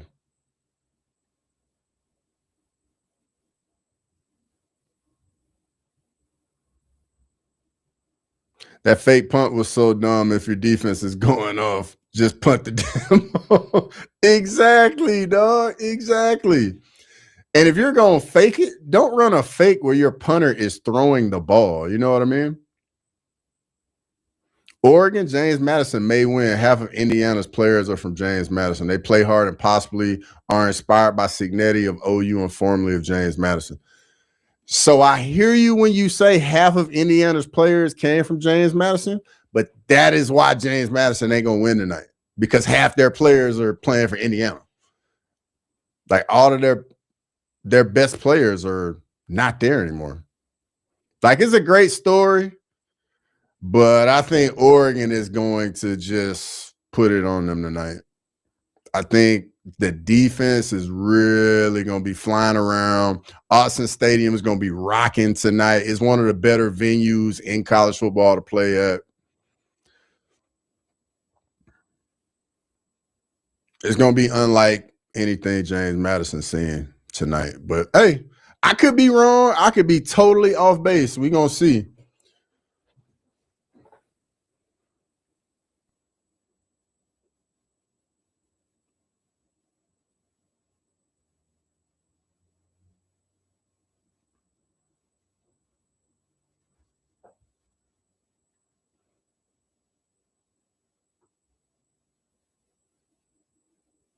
Had the punter throwing a 30-yard fade route like he's a bro. Exactly. Like, if you're going to do a fake punt, you got to have another skill guy in there to throw the ball, or it's got to be something you run. You can't have your punter throwing the ball, bro.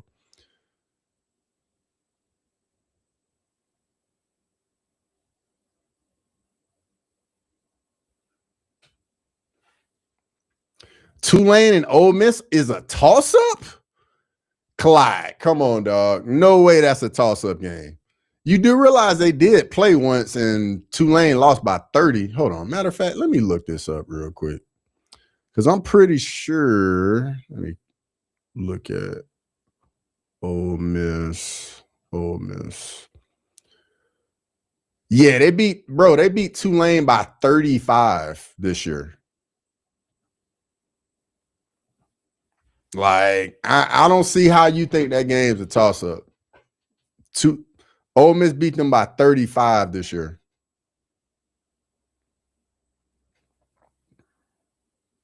And then in that game, I think they ran the ball at one point 24 times in a row. So I don't know. I don't know what'll be different. Still the same players on the field.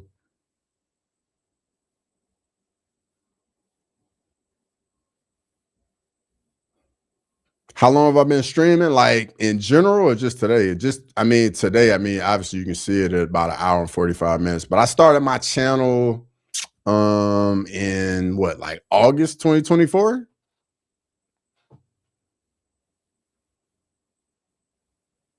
Tulane and James Madison going home with participation ribbons. 100% Cheddarhead. 100%. Like, it's a great story. Like, we like the underdog, but football is different. And yes, you can match up with these guys like on one day.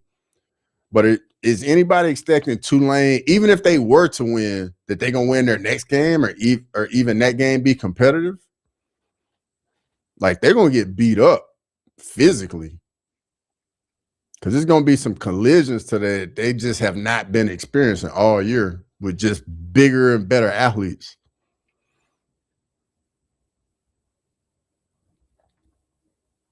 And the team speed is just going to be totally different. Great, bro. You're doing a good job. Keep it up. Did you play any football? I appreciate it, Crazy. And yes, I did play football, brother. I did. Played safety in college.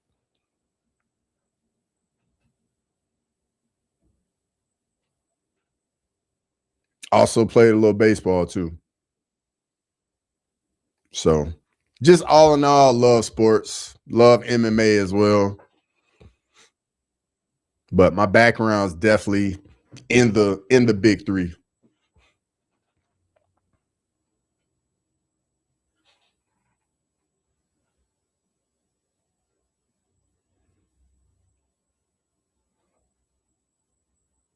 Cheddarhead, I got a question for you.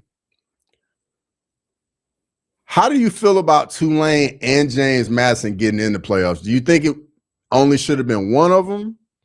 Because, with the rules, one of them had to get in. But would you have taken Notre Dame, Texas, or Vandy instead of one of those two teams? Damn, supposed to be 35-mile-an-hour winds in Chicago tonight? Bro, that's awful. That's awful. The wind in Chicago is way too real, dog. That is why it's called a windy city. And that cold up there is different, dog. I'm not built for that. The little bit of time I spent in Chicago, I had decent weather. I could not imagine like the winter up there. That would break me, dog. Straight up.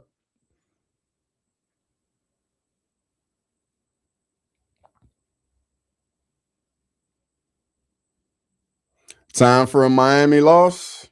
Hey, we gonna see. We gonna see. Both defenses have been playing well today, Robin. We are going to see.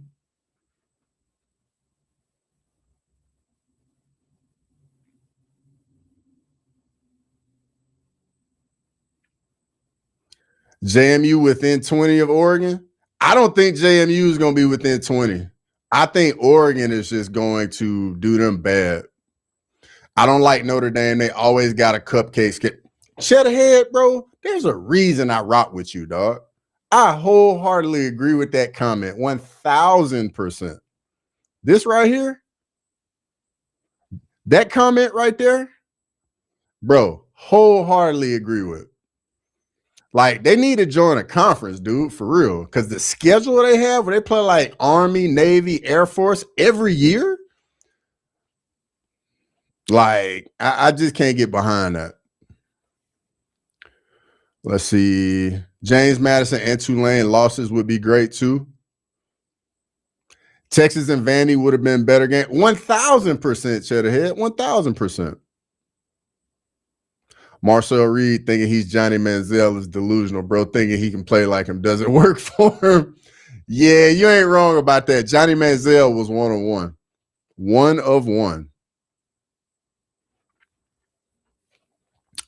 Go Ole Miss, Texas A&M, and Oregon. Solid picks right there. Solid picks. That's actually my 3 picks in those 3 games. Like this A&M Miami game, it feels like A&M's the better game, but they just can't get on the board.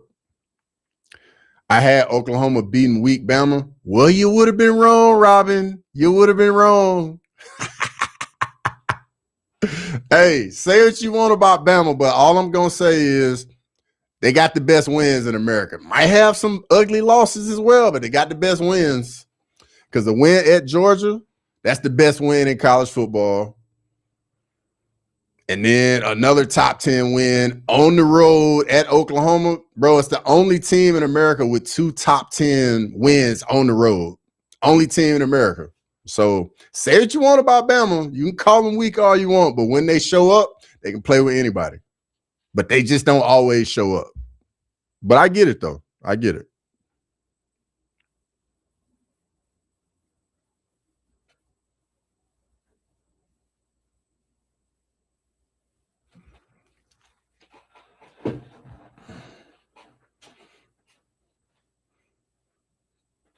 But hey, I ain't gonna lie though.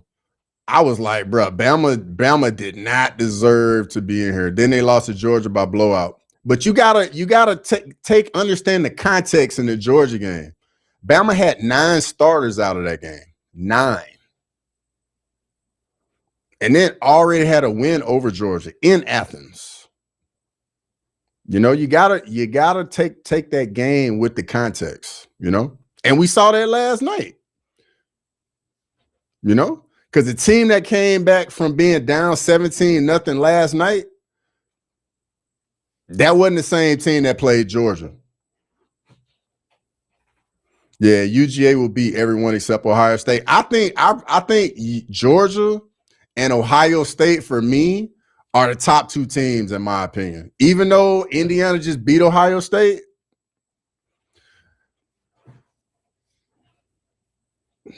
motivation got Georgia beating Ohio State. Okay. Is Nick Saban coming back? Nah, bro. Nick Saban ain't coming back, man. Nick Saban living a good life now. Miss Terry got him at home. He get to travel, go to all these games, and he can watch all the film he want. He ain't got to recruit nobody. Nick Saban's done, bro. He living a good life now. You see him out on the lake. Nick Saban living good now. Ohio State's overhyped. Jeremiah and their offensive line are in charge. I don't know, bro. Jeremiah Smith is a beast. And you also gotta remember, Ohio State did lose to Michigan and then just went on a tear in the playoffs last year. So I'm not putting too much stock into the Indiana loss, if I'm being honest. I'm not putting, because they already knew they were in the playoffs. They already knew they were getting a bye. So I didn't really put much into that. UGA, Ohio State, and Indiana are the best 3. For sure. But I will say this, though. I think Bama might give Indiana a better game than what everybody think. He'll be living better when Michigan offering $50 million. Cheddar head. Hey, if Michigan was smart, they would do it. They would do it. Because for $50 million, he'd consider it at that point. He'd have to. Oh, you mean that carrying the team? I got you. Money does talk.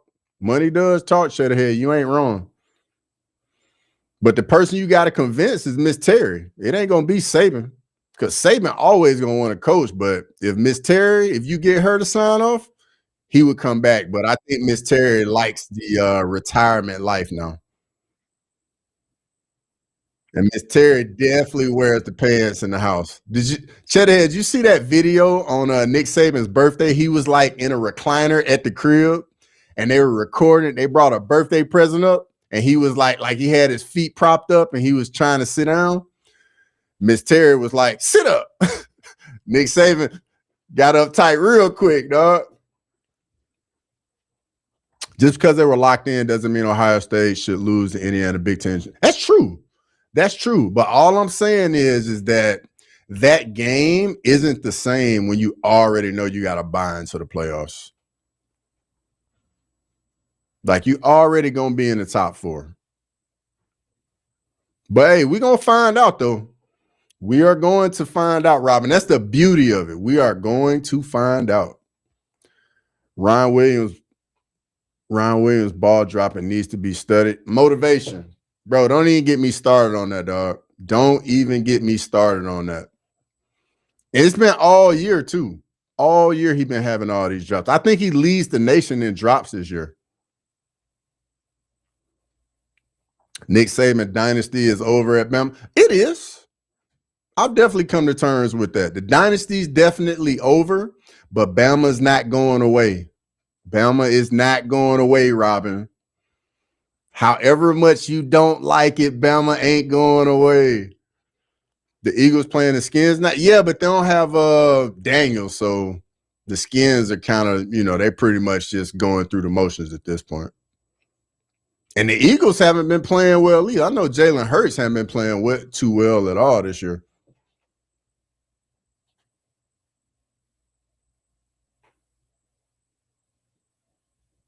And then Robin, just to think about this, I think Kalen DeBoer is like 8-2 against top 10 teams. So still recruiting at a high level. DeBoer sucks. I hear you, but DeBoer is a top 10 coach in college football. But yet he sucks. Explain that to me, Robin. Or do you not think he's a top 10 coach? Because DeBoer is a top 10 coach in college football right now. Top 10. That's why Michigan wants to get him from Alabama.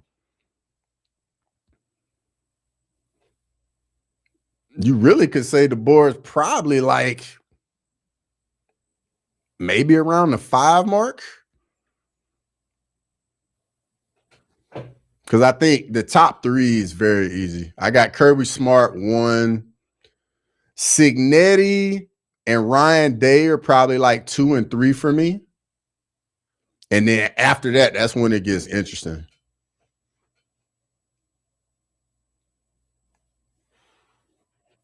How does DeBoer suck? Exactly. That's what I want to know. Like, people, you can't compare DeBoer to Nick Saban, man. Nick Saban is the greatest to ever do it.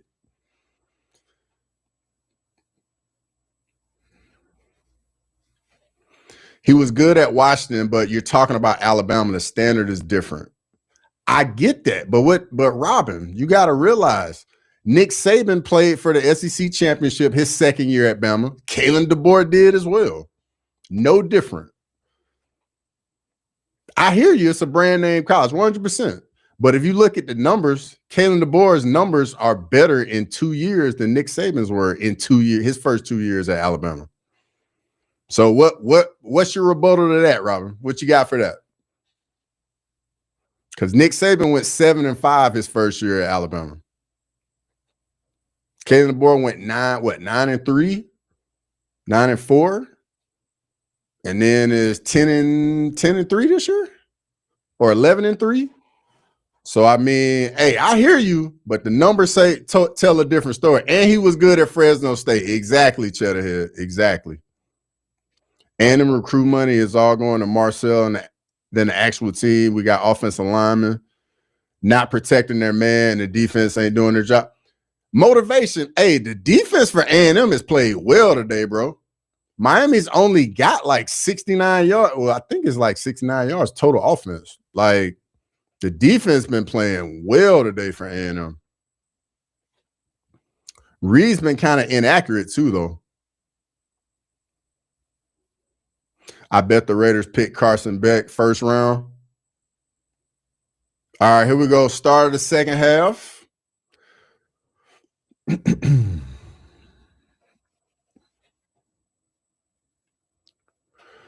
Bama got into the playoffs after 3 losses. That tells you how much money is going into Bama.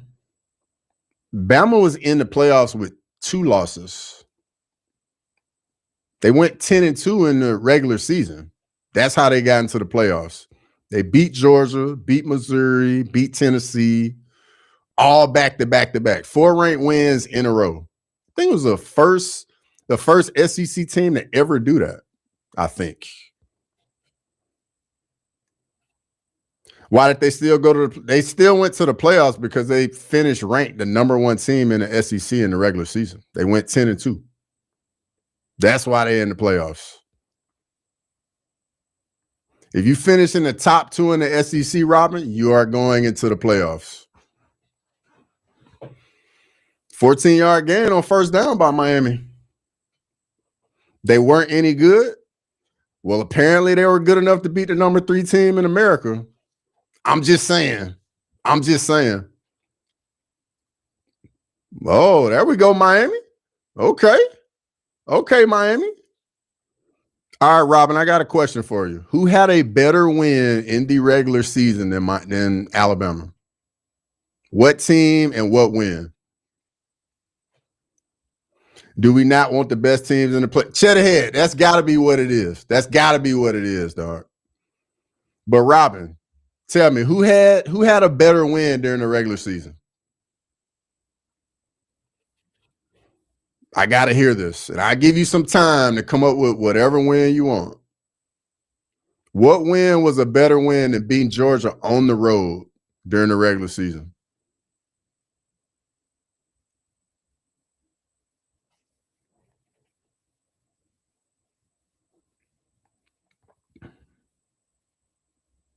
Yeah, I don't like that call. Okay, look at me. I'm A&M. I just beat South Carolina, getting a comeback win, which shouldn't have been allowed by the defense. They were an undefeated team, letting another team get over 20, but they won by 1. Hey, that's what you got to do. That's what you got to do. Win.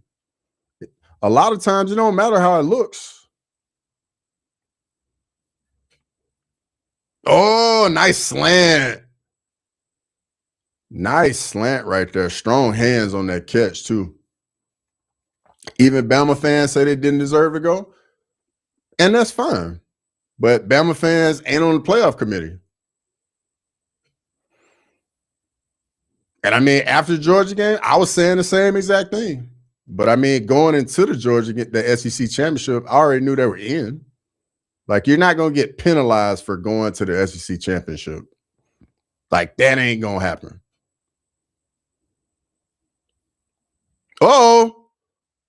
Big run.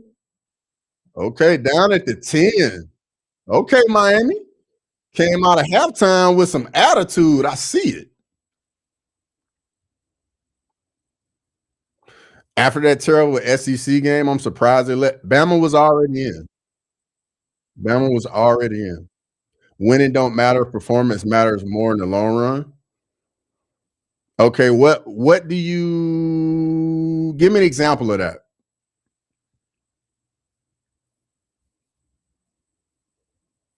I get that the committee was paid by Bama to get in. Yeah, because we definitely have evidence of that, right? More faith in to win multiple.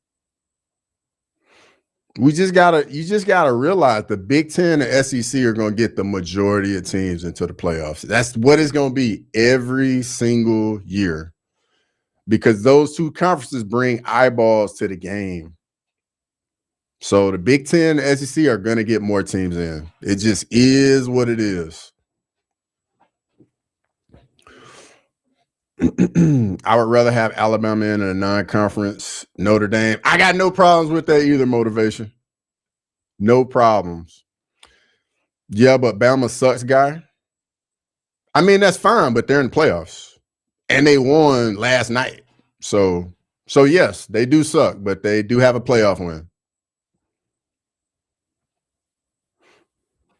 Vicious KO. I missed it. Let me. Oh my God. Where's the ref at? Yo, buddy don't know where he at, man. Oh, goodness. Those conferences also have the best teams and the toughest schedules. Cheddarhead, man. Hey, just preach, dog. You preaching in here, dog. You are preaching.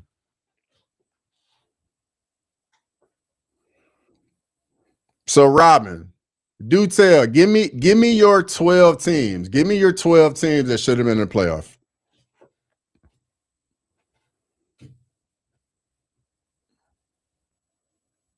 Yes, I remember, Robin. I remember. So give me your 12 teams. This should be interesting right here, Robin. I definitely want your 12 teams that should have been in. I got to hear this. Oof.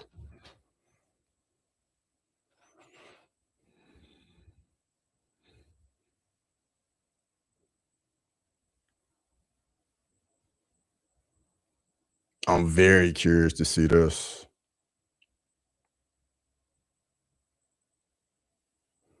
Don't you say Notre Dame, Robin.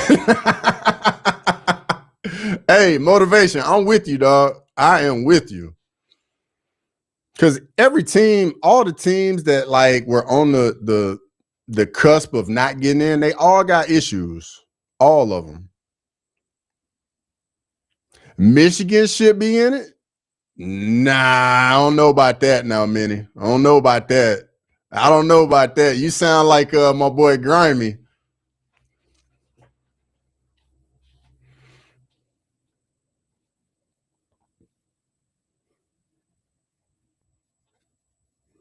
Nah, I'm playing. They suck. Go. Hey, well played, Minivan Dad. Well played. I like that. Well played. I like that. Well played. All right, here we go. First and goal for Miami from the 10. All right, they're going direct snap to Malachi Tony. About a 3-yard gain.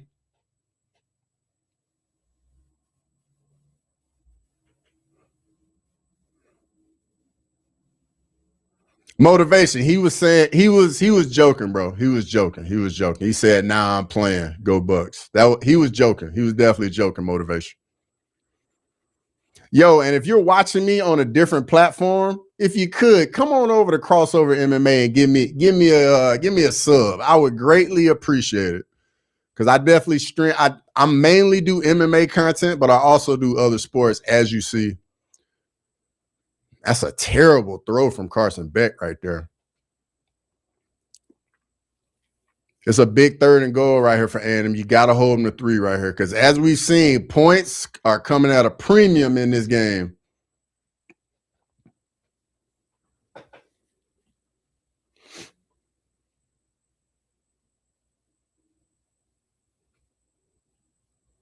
Where did Robin go? Robin, I still need your top 12.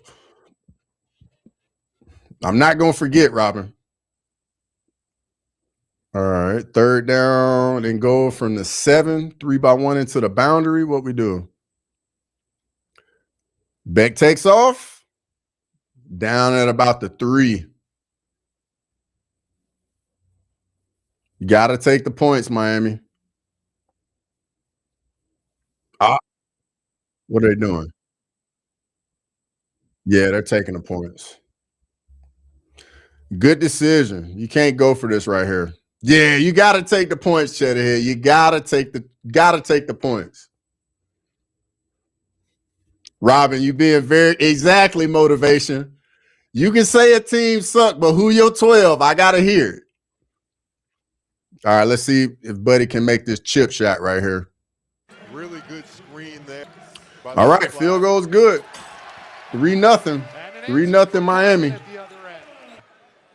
Gets the ball out quick. Just a little too casual. All right, so Robin goes number 1, Ohio State, number 2, Indiana. Hold up. Didn't Indiana just beat Ohio State? That's it? No, I need your 12. I need your top 12. Now, I can respect them being your top 3. But you got Ohio State over Indiana after Indiana just beat Ohio State? Robin, I think you just lost all credibility right there. Texas Tech sucks. Okay.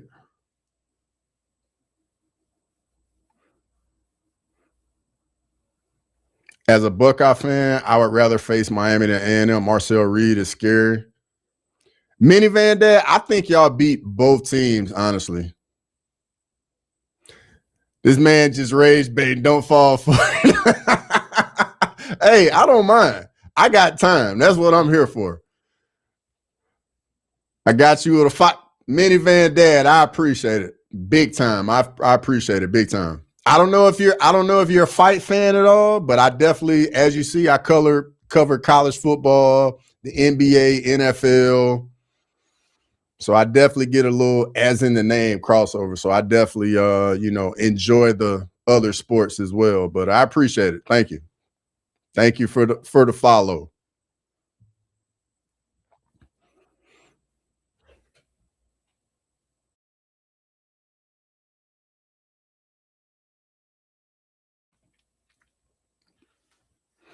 I really thought Oklahoma would win yesterday.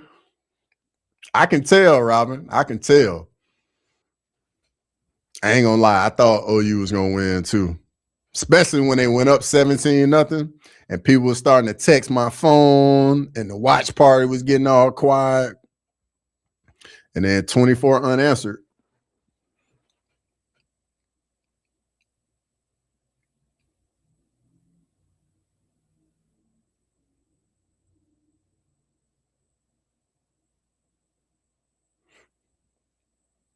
Tulane and James Madison. No way Tulane's ranked the number 11 team in the country. No way. Indiana, Georgia, Ohio State, Texas Tech in that order. Motivation. I agree with that 100%. I like that. I like that right there.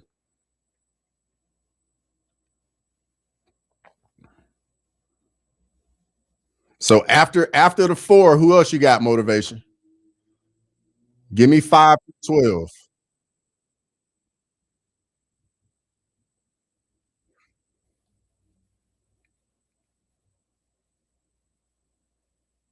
Minivan Dad, are you into combat sports at all?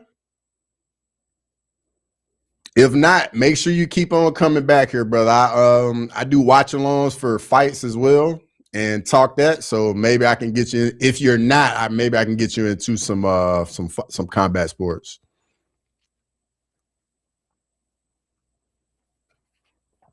Motivation, truth. You said pretty much what I said though. Well, yeah, the top 4 is very easy, but once you go from 5 to 12, that's when it gets dicey.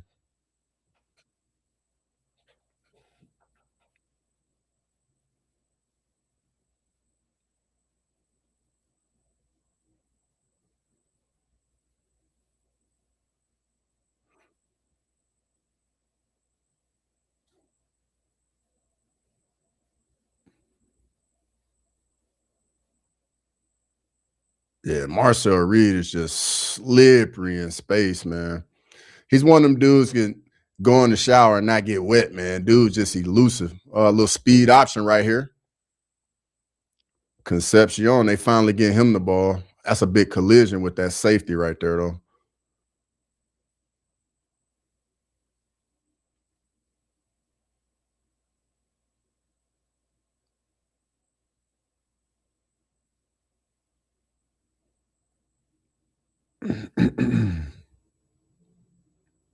I got no issues with the teams. I just didn't like the order of the top 4 because it makes a difference. Yeah, like you can't have Ohio State over Indiana. Off subject, was you happy to see Paul get beat down? 1,000% I was happy to see him get knocked out. 100%. I at the watch party I was at, as soon as the Bama OU game went off, we put the fight on, so we got to see the vast majority of it. I had it going on my phone towards the end of the Bama game, so I was watching both at the same time.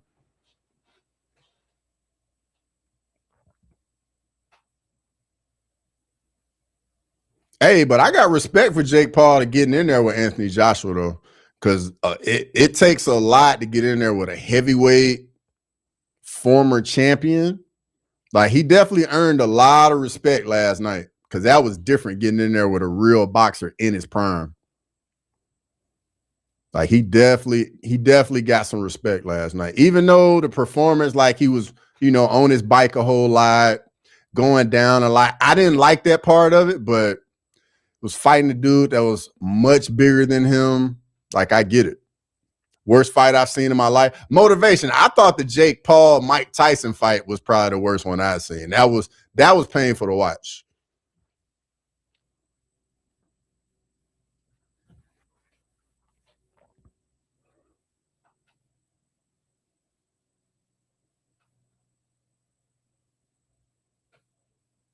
I saw more wrestling than boxing. Hey, you ain't wrong at all. Oh, they taking him to the locker room. That might be shoulder then, like separated shoulder, collarbone, something like that. Yeah, Jake Paul, last night, he was just realizing, man, Anthony Josh could just eat his best shots. And Anthony Josh was putting that pressure on him, too, and just wearing him down. And he looked so tired, too. Brother was trying to do a double or high crotch Joshua. I saw that knee position. Motivation. Hey, you know ball, dog. You know ball, brother. I saw his surgery aftermath, all the reconstruction. How can it not affect him forever? Oh, it definitely will.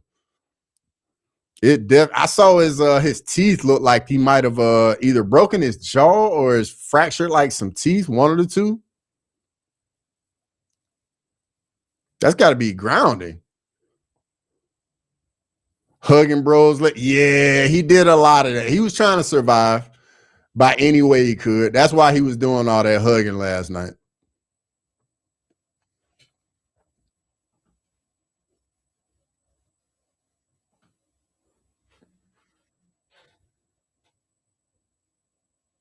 That's got to be intentional grounding. Yeah, that's definitely intentional grounding. Ball didn't even get back to the line of scrimmage right there. Motivation, no ball, bro. I see you. He got titanium plates and they pulled all the. Sheesh. Bro, that sucks. I know that sucks.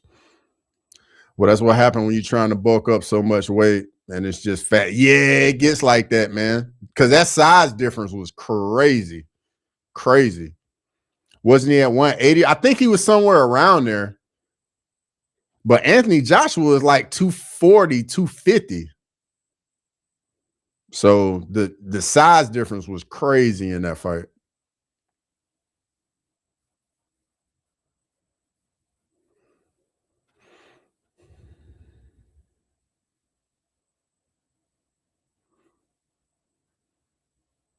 This is an impossible spot right here. 3rd and 17. I don't think you got to play in the playbook for 3rd and 17. It's probably going to be a check down. Just take what you can get or might even run the ball.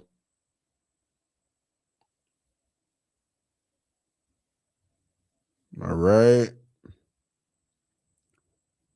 Oh, and there's the pick. That's what you can't have. Uh-oh. Uh-oh. Okay, Miami.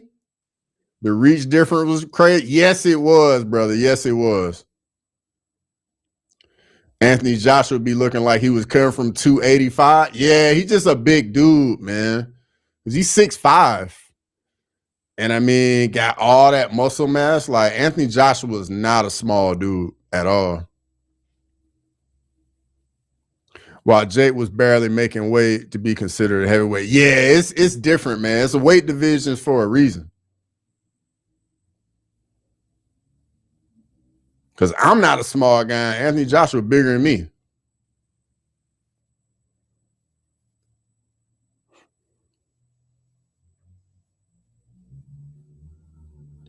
That's a bad throw right there by Marcel Reed. Uh-oh, they got Michael Irvin on the sideline. Hey, I got to be honest. I love me some Michael Irvin, dog. The playmaker, I fucking love the intensity Michael Irvin walks around with day to day. Got to be. Oh, reverse pass. Carson Beck, nobody's open. He takes off and slide. Good decision by Carson Beck right there.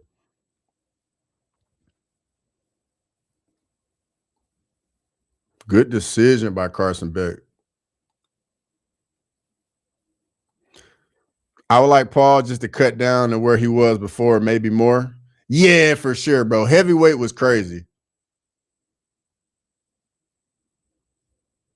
Might be time for bro to join WWE with his bro. That's not a bad. That wouldn't be a bad move at all. Can make good money there, not take the same type of damage. And it's not real fighting. A&m's got to hold them to 3 right here. They cannot give up a touchdown. Got to hold them to 3. 3rd and 7. Can't do anything dumb right here, Carson Beck. Here comes a blitz. They bringing pressure again. They might be getting out of it, though. Nah, they still bring it. Oh, nice breakup right there. Michael Irvin hit the crack pipe 30 years ago and is still feeling it. Cheddar. Hey, Cheddarhead, you spot on, dog. Hey, the intensity that brother lives his life with, dog, man. Can you imagine if like that was your intensity you had in everything you did in life, bro? Michael Irvin is amazing, dog. The playmaker is one of one, dog. All right, here we go. Field goal attempt. And he hit the upright. Bro, this game is crazy. The special teams of this game, like, it would be hilarious to see this game end with a 3-0 finish. This is wild. Yeah, I think both teams are going to stop trying to kick field goals the rest of the game. Off the upright. Doink. Doink.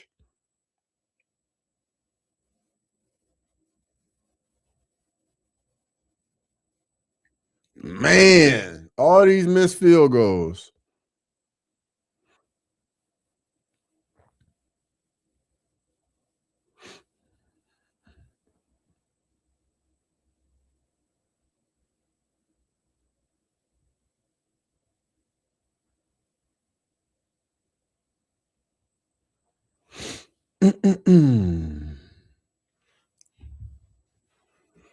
I hope this doesn't end in a 3-0 finish. Because if it's going to be this close, at least go to overtime or something.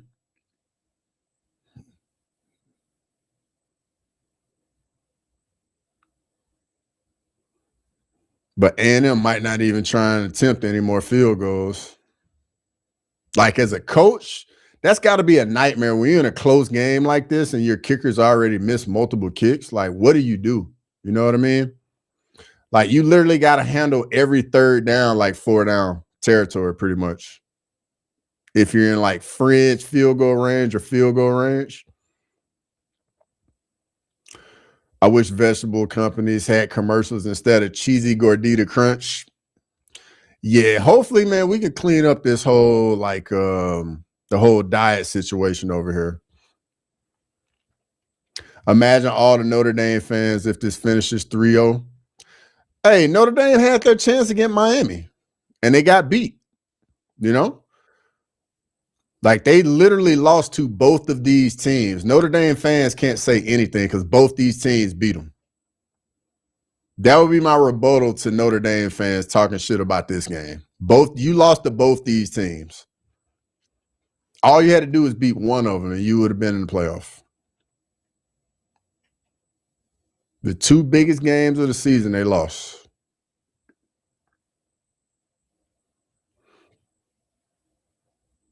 I'm calling it they go to overtime. All right, motivation. That'll definitely be perfect for this game. Yeah, so it's going to go to overtime, and what's probably going to happen is somebody's going to miss a field goal in overtime to lose. They had their chance on Texas A&m. Exactly. They lost to both of them. They lost to Miami and Texas A&m. All they had to do was win one of those games. One of those games.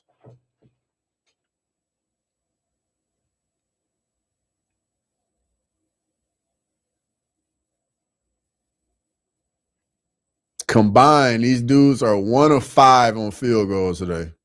1 for 5.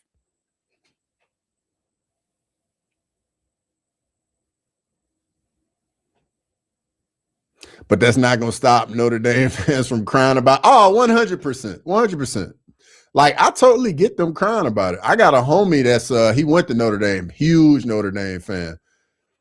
I ain't even talk trash to him because I know he hurting. So I might talk a little trash to him after this game, though.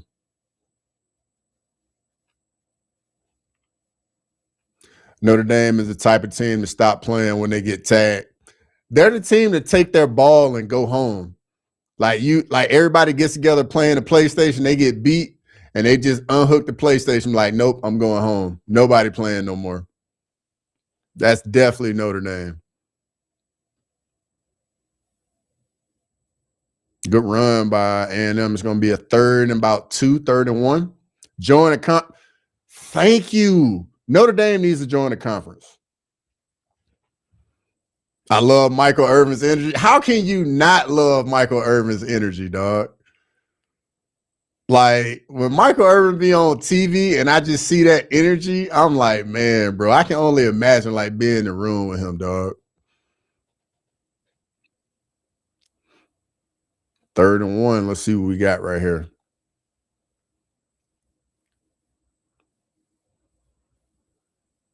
First down.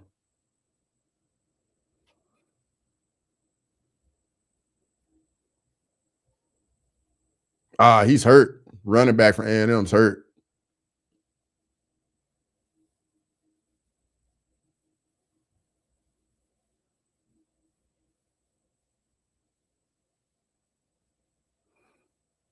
Notre Dame should join the Big Ten. That's what I think too.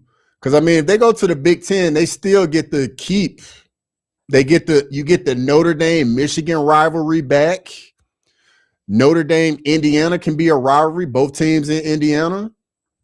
They still can play USC. They're in the Big Ten. That's a rivalry game right there. And then they can play Stanford in the non-con. They can keep that rivalry.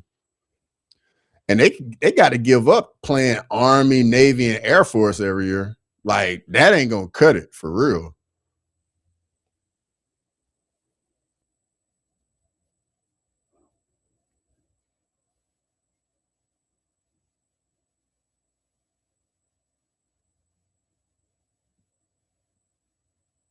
Yo, these defenses are just playing out of their minds today, playing so well. 2nd and long. Take off, Reed. Dumped it out into the flat to Conception. Oh, that's going to be a penalty. No penalty? Oh, wow. I'm surprised that wasn't called. Nah, they take the easy way out with the ACC, 100%. They don't want that smoke in the Big Ten, dog, or the SEC. They don't want that smoke.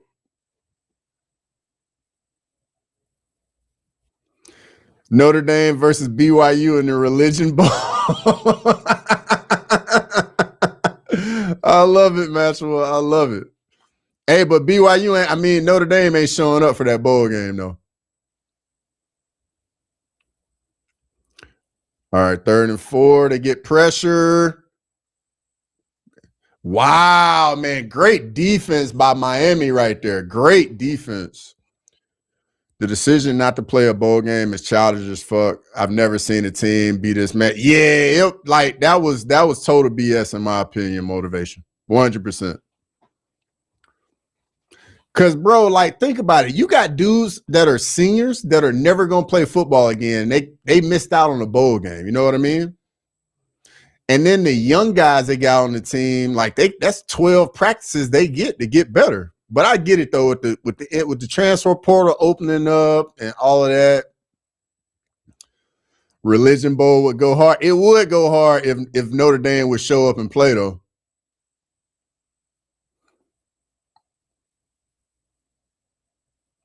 BYU has Notre Dame in the Pop-Tart Bowl and Notre Dame backed out. Yeah, Notre Dame ain't doing the bowl game scene anymore.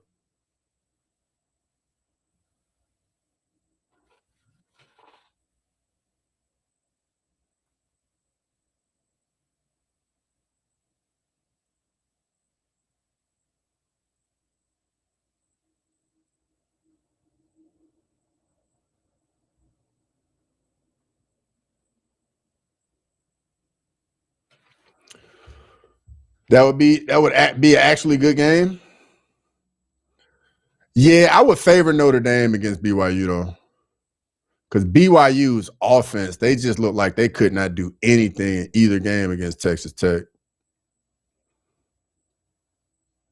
You bet on BYU? I wonder what the spread would be though, Cheddarhead. Like, what do you think the spread would be in a Notre Dame BYU matchup? These plays aren't working. Motivation, this ain't, Madden or college football on the PlayStation. Like, Sometimes the defense calls the right defense and it defends the play you pick on offense sometimes. Like there is a defense to defend everything. You know what I mean? They got moxie. Yeah, they got moxie and they're a little older too. Because, you know, everybody go do the mission. So you got grown men over there with BYU. Should be a rule. You back out of a bowl, you don't qualify for a playoff the following year. Ooh, that would be interesting right there. Shedderhead says probably BYU +7. I think it might be a little higher than +7. I think that would probably be like, I'd probably lean more like 9.5.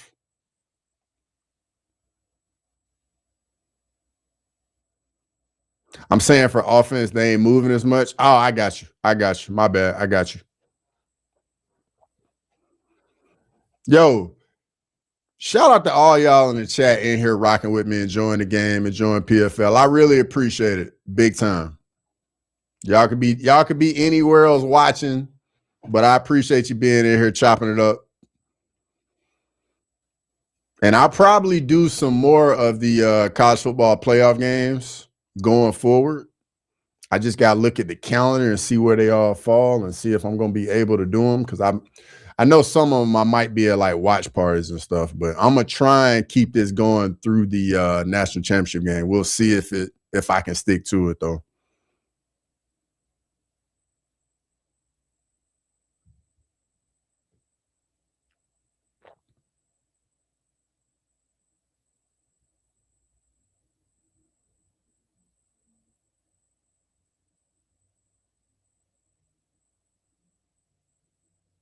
All right, here we go.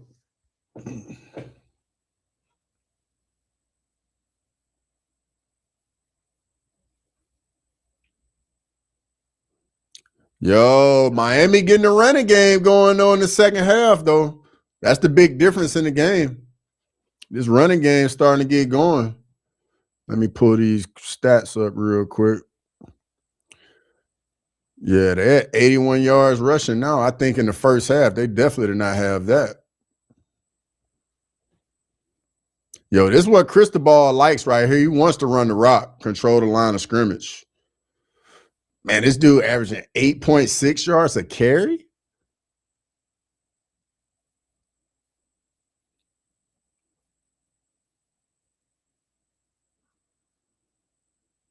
All right, about a 1 yard gain right there on first down. I want pure chaos for the playoff. JMU over Oregon, no matter how unrealistic it is. Hey, I got no problems with it. I got no problems with one chaos. 61 on Miami supposed to go. Is that the right or left tackle? Cheddarhead? Like, I think I know exactly who you're talking about. He's either right or left tackle. I can't remember which. Or do they switch? You know what? Because I know some teams like have strong tackles and like weak tackles, and like they'll flip-flop them depending on the play. I can't remember what team or teams do that. It's a couple teams that do that. Right tackle? Okay, cool. Cheddarhead, you know what I'm talking about? Like the teams that have like tackle and the guards like switch sides depending on the play.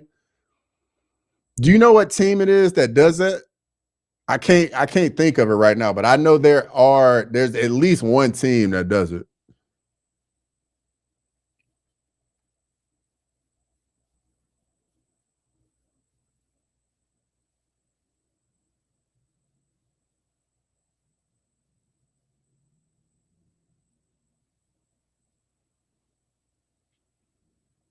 Moss going into the locker room. That ain't good.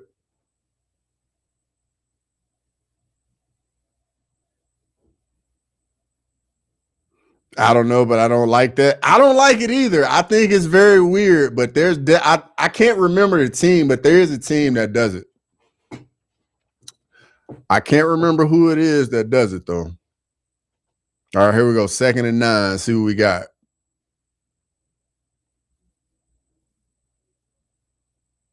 Blitz. Little screen into the boundary. About like a quick, short, little 3-4 yard game. Hard to get comfortable when you move them right. Yeah, and then on top of it, man, switching sides and like it switches your footwork up, which step you go with first. And it to me, it just seems like it would make it way more complicated as an offensive lineman. Because now you got another hand down in the dirt. It changes your footwork all the way up. The real playoff game was a Big Ten championship. Motivation, I don't even think that was a real game. I don't think either team really like wanted to show everything they got in the Big Ten just because they knew like both teams were in the playoff.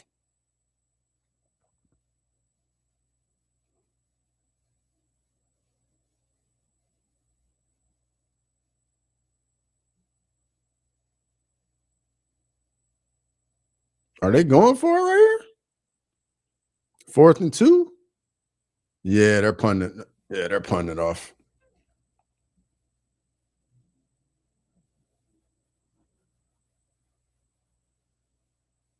Oh, they're going to take a delayed game and then punt it off. I wouldn't use the timeout. Take the delayed game and then punt it off. If I was Elko, though, I wouldn't bag them up 5.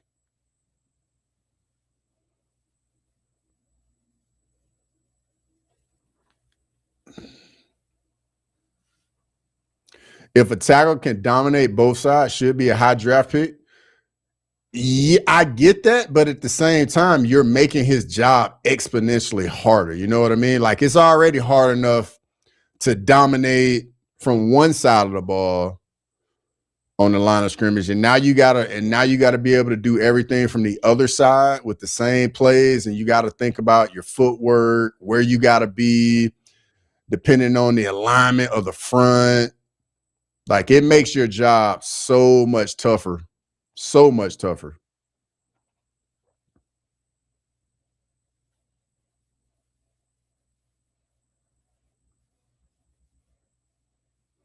All right, we got about an hour and 4 minutes away from kickoff of Tulane Ole Miss.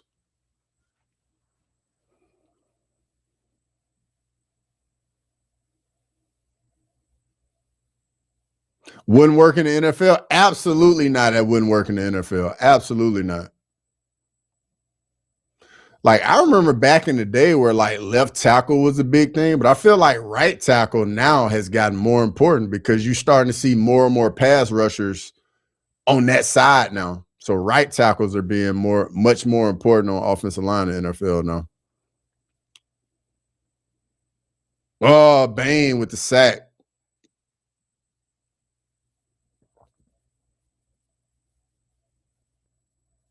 My nephews go nuts when they saw Trinidad Chambliss on screen. Yeah, Trinidad Chambliss can ball. I just know Ohio will have this game already up. Hey, both these defenses, though, came to play today. Frazier and Willis Reed and Red Holtzman are saying, really? We're going to celebrate this stupid thing? This inauthentic creation? That's the end of the third. Still 3-0. Still 3-0. I definitely thought we would have more points in this game.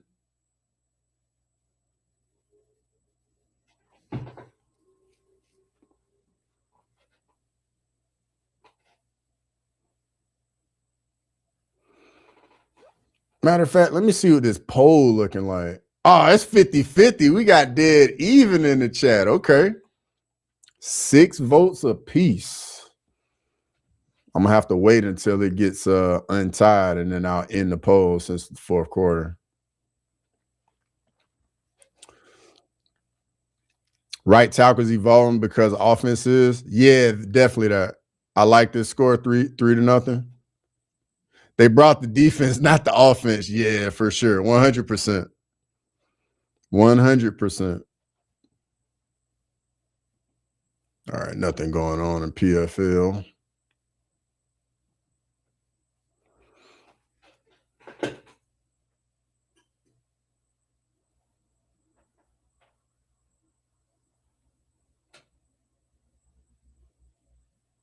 It's going to be an interesting fourth quarter right here.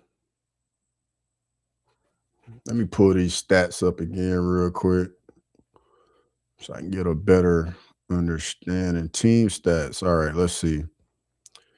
Miami is 2 of 11 on third down. A&M is 4 of 11, even though they started 3 of 4.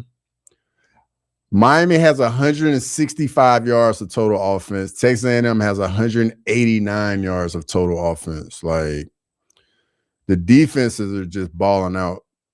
And A&M has 2 turnovers.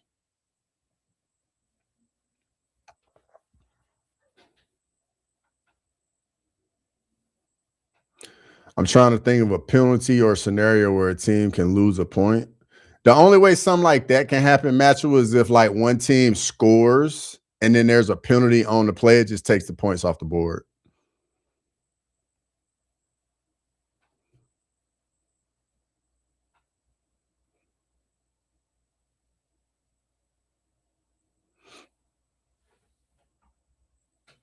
Let's see if the poll is, man, the poll is still tied.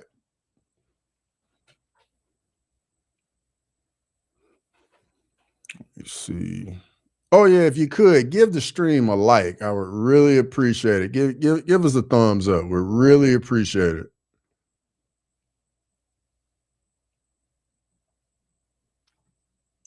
Let's see.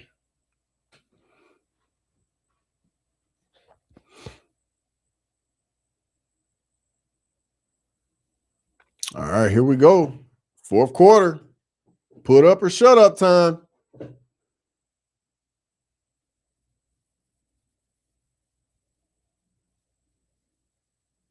Matcher wants to see A&M get -1. Yeah, he does, Shutterhead.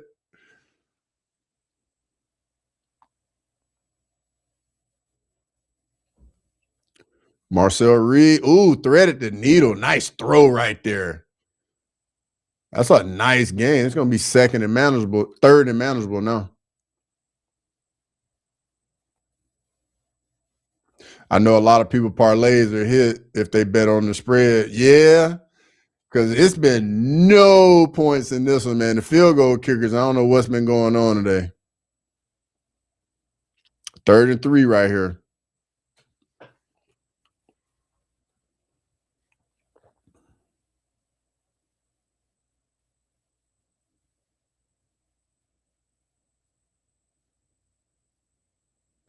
First down. Nice completion right there. Nice completion. Here we go. A&M's on the move. Here we go. Going a little up tempo as well. Why is the referee on the ball? They didn't substitute.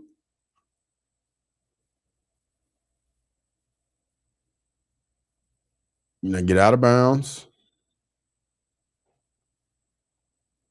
They got mine screwed. I'm sorry to hear that, Myrtle. I'm sorry to hear that, brother. Big plays, no points. Yeah, the defensive struggle, man. It's a different type of ball game. It magnifies every play, Matthew. Like, that's why these missed field goals are so big, because the defense is just being so stout. Jet sweep, Concepcion, about a 2-3 yard game.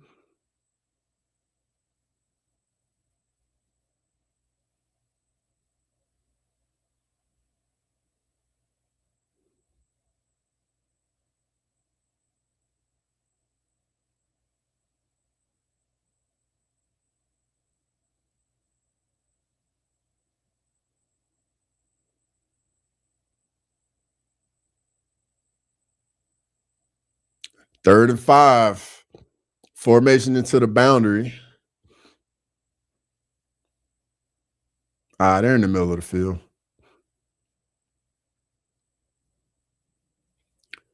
Oh, they went with a little bubble screen. Oh, they picked up the first down. That was a tough little run right there on that screen. Carson Beck makes $4 million this year, estimating his NIL from Miami. He has 80 yards passing through 3 quarters. Hey, motivation. And I think if you ask any Miami fan, the fact they are here in the league, that's a good investment. Especially if they win, it's worth it. Does Bernard have catch of the year? 100%. That catch was crazy last night.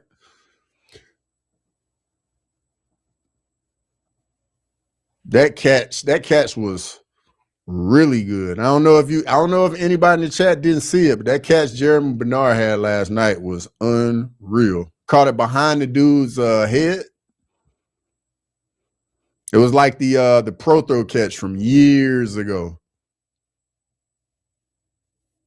All right, fake the jet sweep. Just get it down to the flat, get some yards, get out of bounds.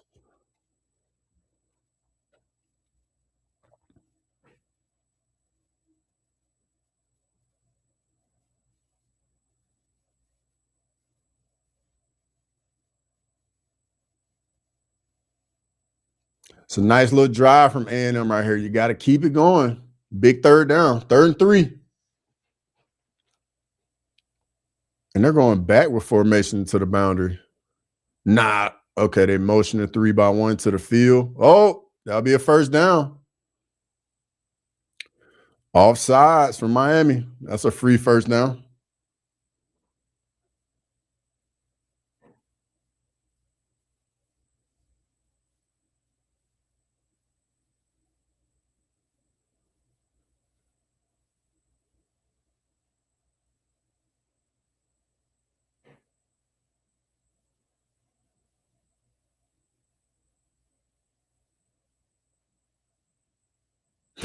I like that. The CPR, I like that. That's good. I like that. That's good. Play action. Take off, Reed. Oh, is that a catch? Where's the replay? Is that a catch? It looks like it was a catch. I got to see the replay if he got his hands underneath.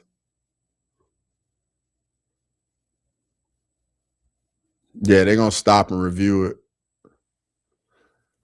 Yeah, we got to see the review on this one. That was a close. It's a close one right here. What you think, chat? You think it's a catch or no catch?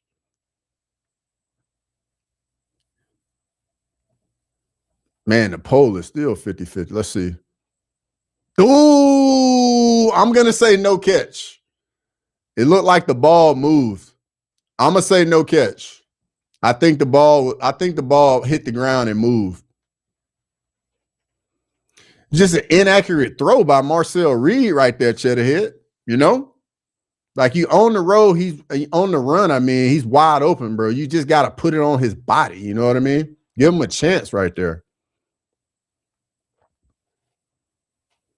But yeah, I think they're going to overturn this one to an incomplete pass.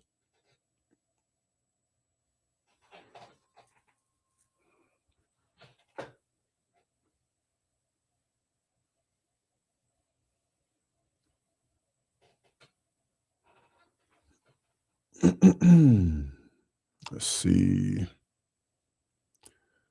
Man, Carson Beck has 80 yards passing. 12 of 19 for 80 yards. That's wild.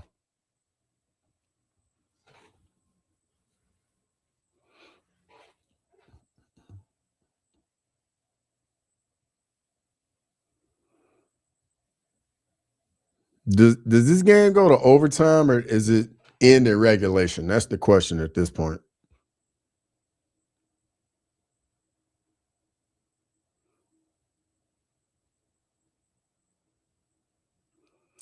Make up for that ball he missed wide open on his knees.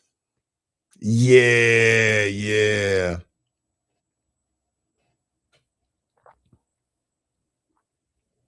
Yeah, I'm curious to see what the replay booth does with this one. This is a big call. Because wasn't it 3rd down? I think it was 3rd down.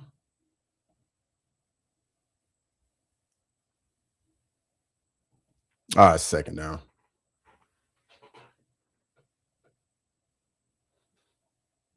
Man, these commercials, though, seem like they take forever on college football.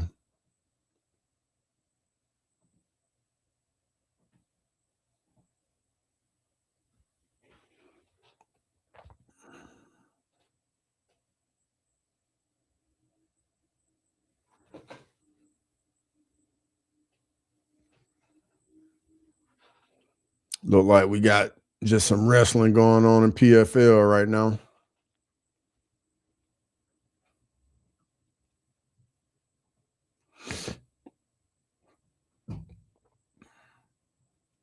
Who wants to win this game? It's looking like nobody wants to win.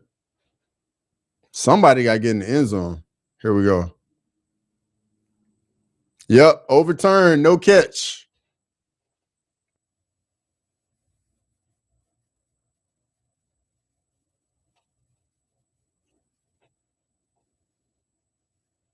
All right, here we go. 2nd and 10.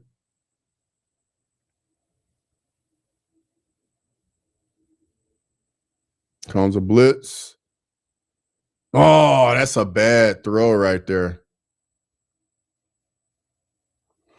I'd be mad as fuck if I was an A&m fan. They're losing at home. They got home field advantage, but it just seems to just balance it both ways.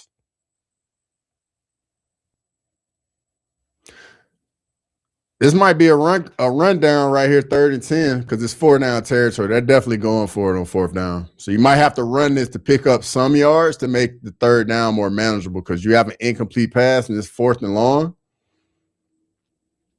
Here we go, 3rd and 10.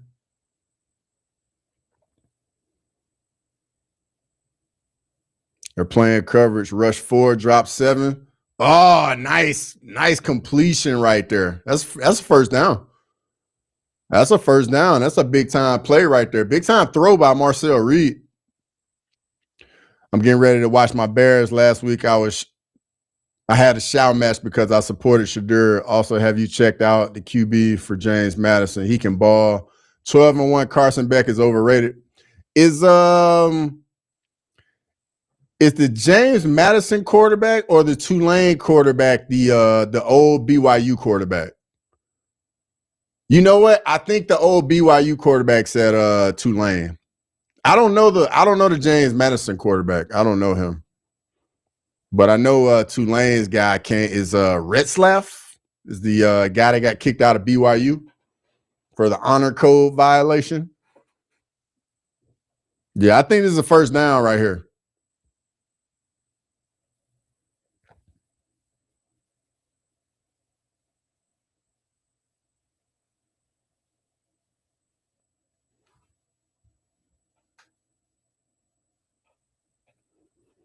Reviewing this spot right here.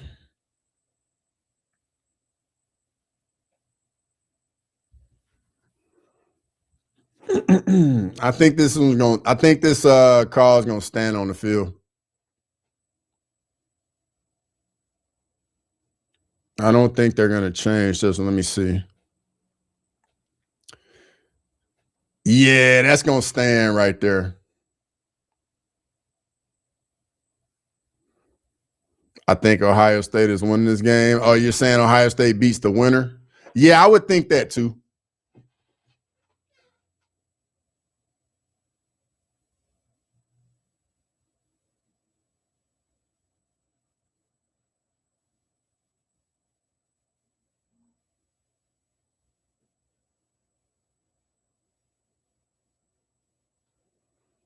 All right, here we go.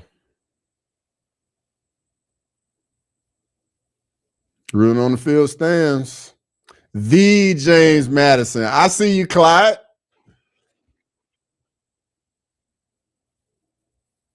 Clyde, you in Houston? Let me know if you in the H.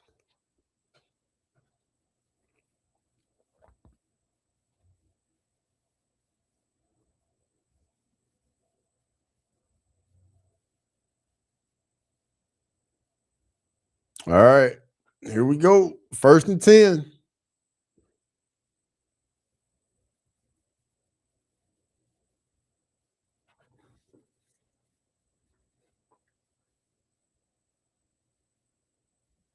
Completion. 1st down, A&m. The James Madison quarterback is similar to Vince Young. Really? Okay. Okay, that'll get my attention right there, Clyde. Okay. Vince Young? That's a big-time name right there.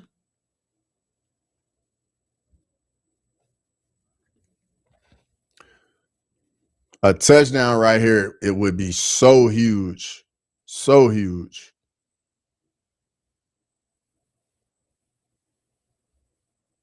But yeah, I don't think either one of these teams beats Ohio State, though.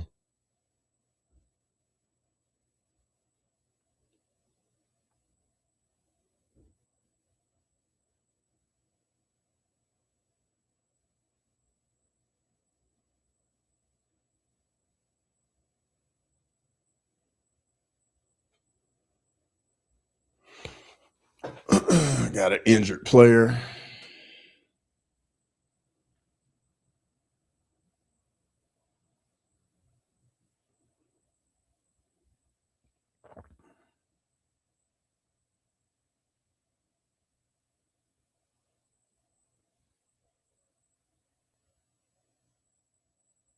Got to bring the card out.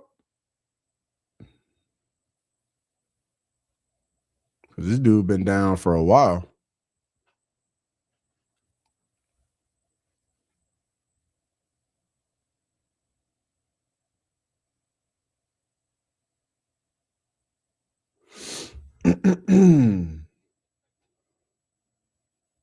Hope Buddy's okay. Hope it's nothing too serious.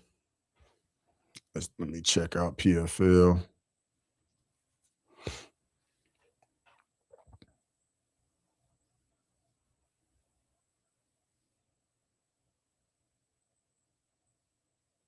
Looking like nothing really going on in PFL right now.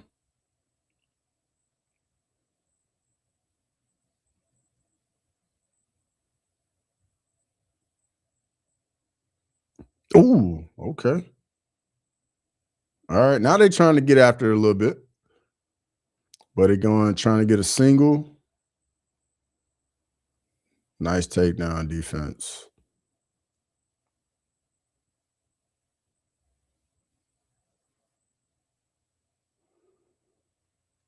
I swear these commercials are so long in college football. Like, I know they gotta, pay the light bill, but geez, these commercials are so long.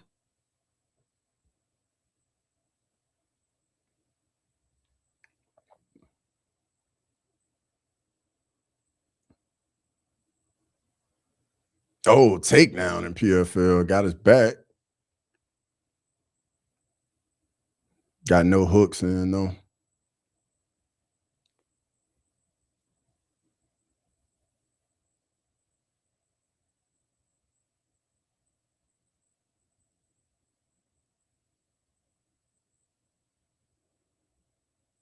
Geez, still another commercial?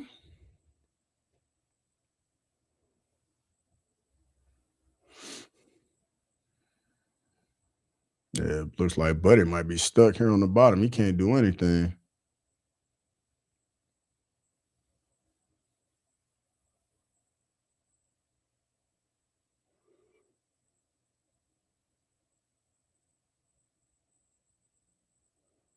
Come on.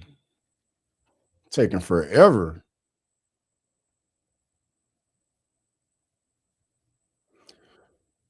That's like putting Dale Earnhardt in a Ford Pinto.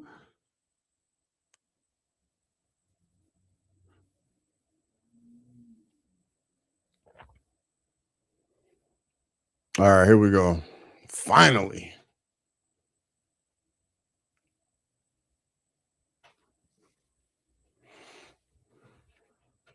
All right, here we go. 1st and 10 from the 19. All right, here we go.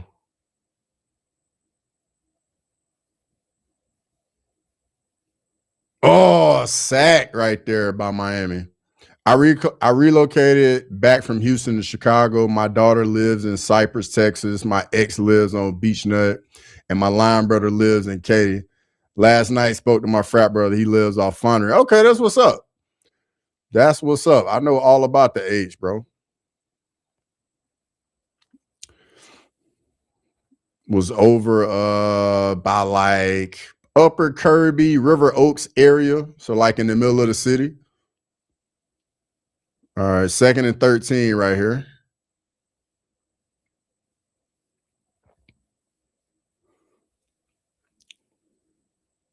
run play from A&M. So it's going to make it about 3rd and like 7.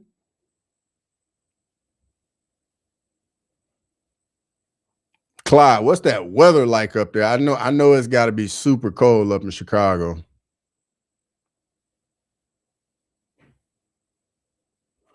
Question, chat. If they don't pick up, if A&M doesn't pick up this 3rd down, do you kick the field goal or do you go for it? You've already missed kicks today. What do you do? I think this 4 down territory, how the kicker's been kicking. Oh, incomplete pass. Oh, no. Decision time now, 4th and 8. I think you got to, it's tough. They're kicking it. They're kicking it. 41. That ain't too bad. I know the wind chill is probably rough up there, though. All right, here we go. Field goal time. Does he make it?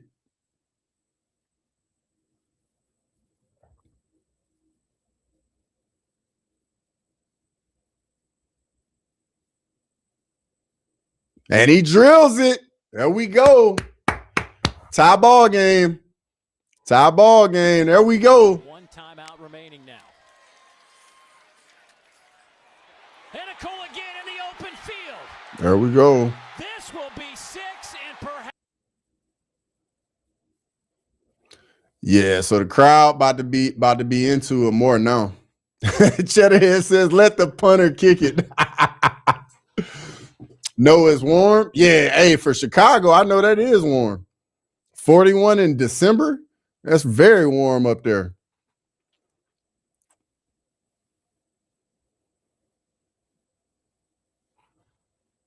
Let the punter kick it. That's classic right there, Cheddarhead. Classic.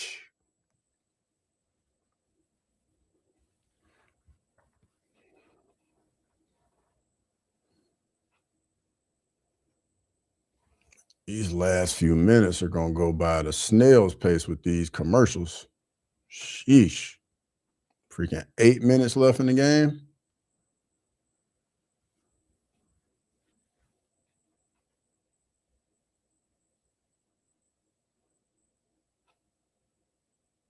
Who all said that this game's going to overtime?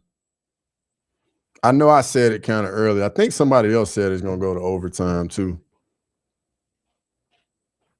If this game goes to overtime, I think A&M will win it because the Miami kicker, that dude's missed like what, 3 kicks today? 4 kicks? I don't think he wants to kick anymore.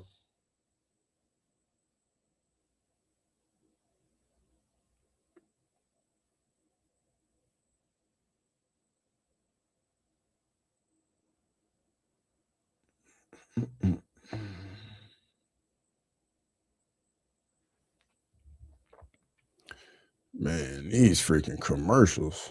I feel like these commercials are longer than Super Bowl commercials.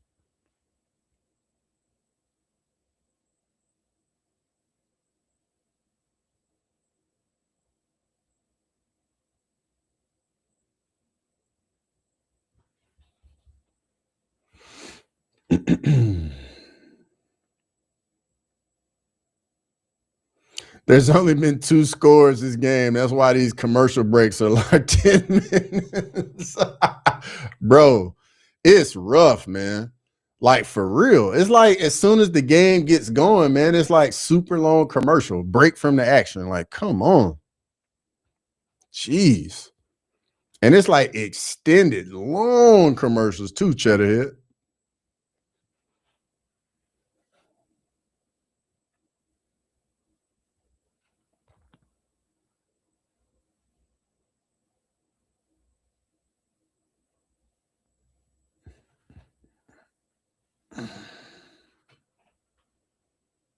Back to the game. All right, here we go.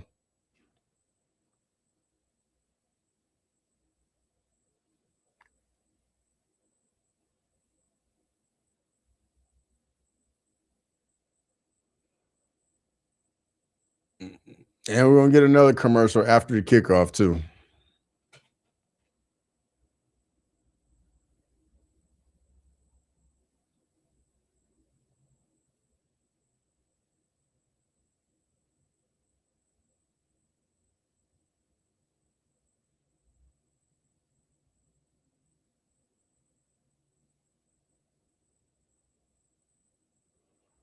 All right, here we go.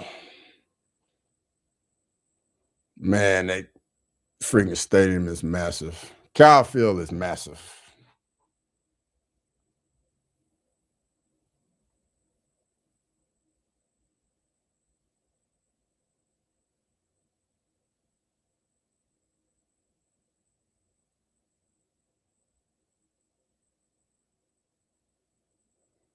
All right, here we go.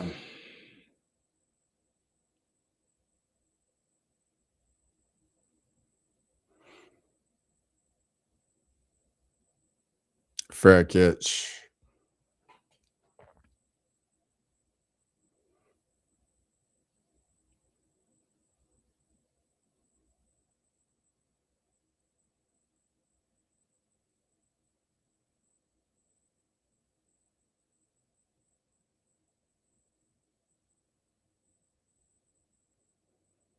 All right, here we go. What you got, Miami?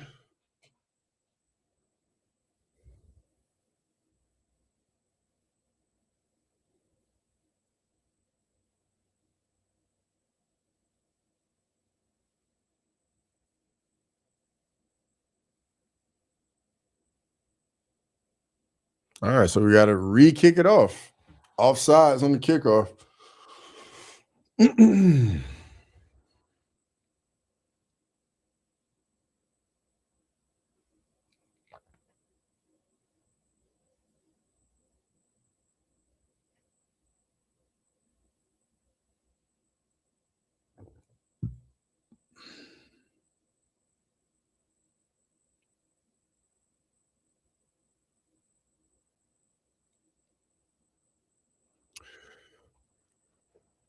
This is taking forever.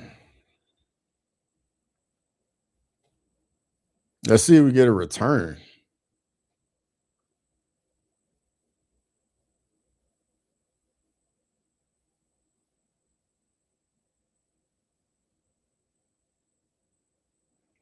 Man, he still got it in the end zone.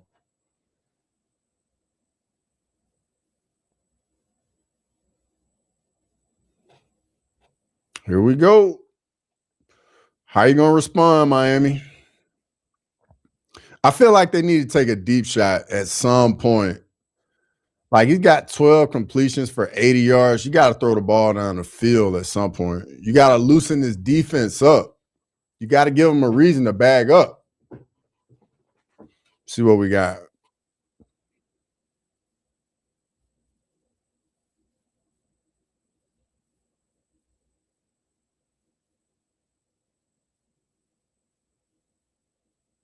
Oh, nice run. Yo, this run game from Miami didn't got going in the second half. They need to stick with this. Like, they are gashing A&m, especially on first down.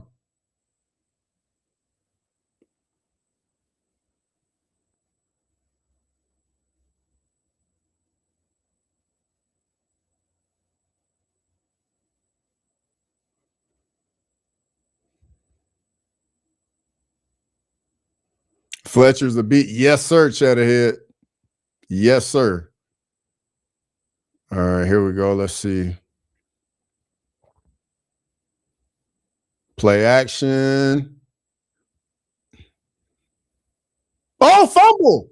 Oh, A&M's got it. Oh, man, that's huge. That is huge. Malachi Tony with the fumble. Wow. Momentum swing right there. Yo, if I'm A&M, I'm taking a shot first play. Play action, I'm taking a shot. First play right here. Play action, taking a shot deep right here. And they're around midfield. It's the green area. Yeah, I'm taking a shot first play. Play action, throwing it up top.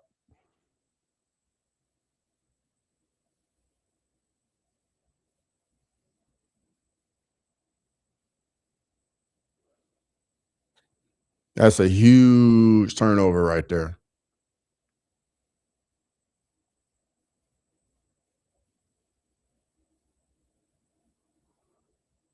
All right, here we go. They got one deep safety, and they just hand it off. No gain. Like, come on, man. You got to take a shot.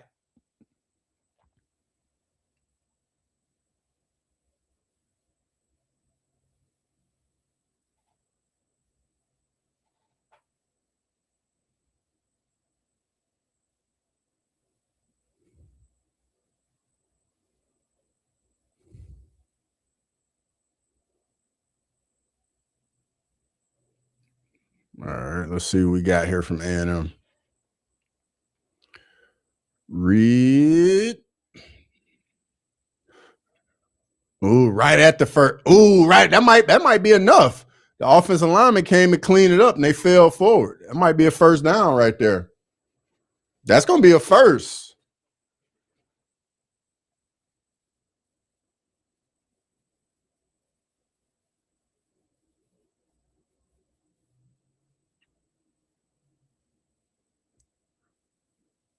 Nowhere to go. It's a sack.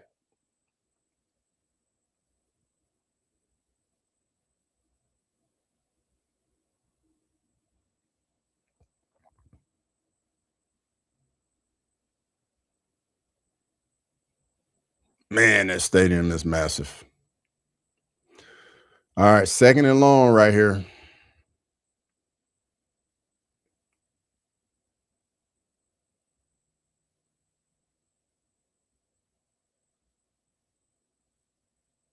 Formation into the boundary. Marcel Reed. Man, that safety got drilled by that offensive lineman.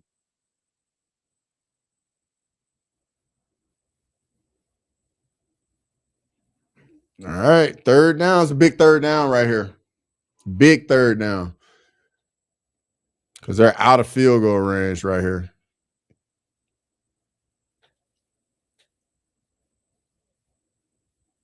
All right, here we go. 3rd and 6. Marcel Reed's legs got to be a factor right here.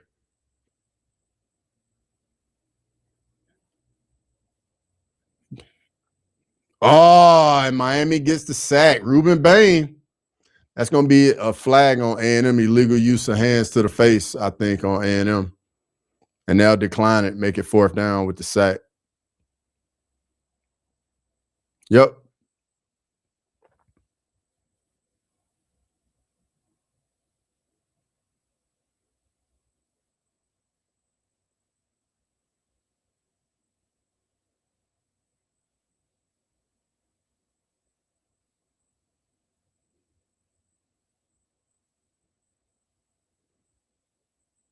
Fourth down. Yep, hands to the face. Decline it, 4th down. Good defense by Miami. They're out of field goal range, too. Can't go for it right here. You got to punt this off, A&M. Oh, wow. They're going for it on 4th and 9? 4th and 9? Oh, I don't know about this one.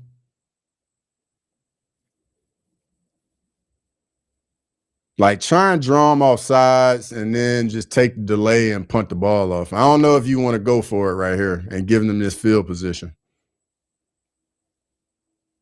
Yeah, I don't think they're going to snap the ball. Yeah, they're just taking delay. Yeah, that would have been a wild call right there by Mike Elko.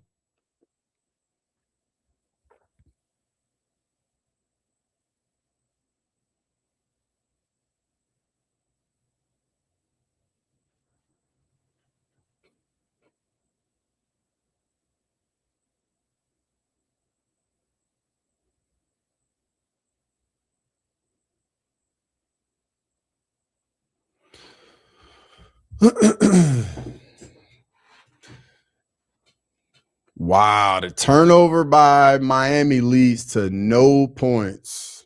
Yeah, this game got to go to overtime. Because it just doesn't seem like any offense can string anything together.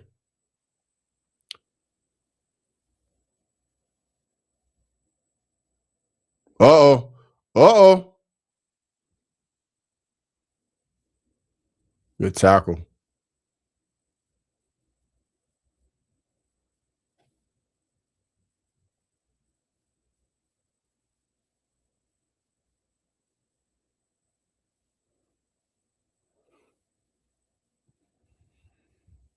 Do you see the necklace on the ball boy for A&M? Did anybody else see those 2 necklaces he got on?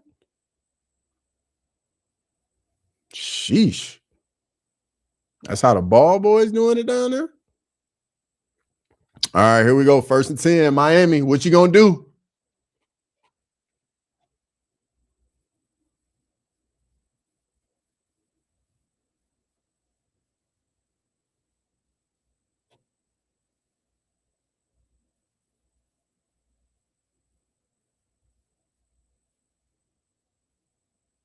Oh, gashed him. Uh-oh. Uh-oh. Uh-oh. He might get through there. Wow. Wow, what a run, bro. Wow, what a run. Wow. Wow, what a run. That's what you needed, bro. This run game from Miami has come alive in the second half. Wow, bro, just gashed them. Who get what gap is it? It's the A gap. Oh, man, just gashed him, and he hit it going 100 miles an hour, too. Man, what a run. That's huge right there. You got to hold him to a field goal attempt right here because you know with their kicker, man, it ain't automatic. Yeah, they just going to keep running the ball right here. Get this dude on the Packers ASAP. I see you, Cheddarhead. Yeah, hey, Fletcher's a man, dog. Straight up.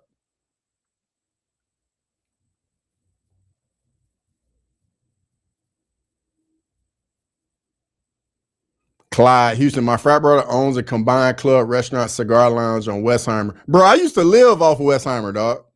My other frat brother's wife taught Beyonce and LaToya Luckett. That's what's up, dog. Oh, another big run. Uh-oh.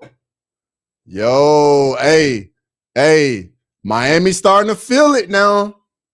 Miami's starting to feel it.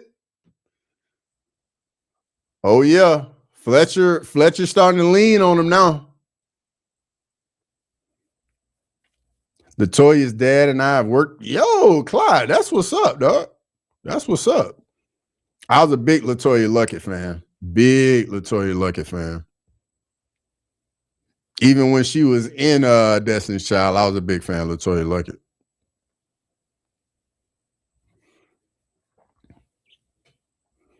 Yo, if A&M holds Miami to a field goal and this kicker misses another kick, bro, the kicker, he gonna be like somebody gonna need to watch him after the game, dog. Kicker shit, bro.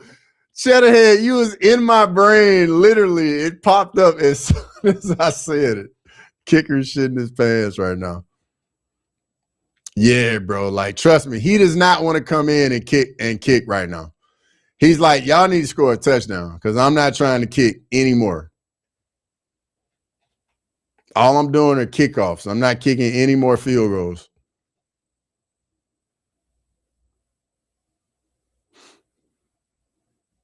And we have another 2-minute commercial.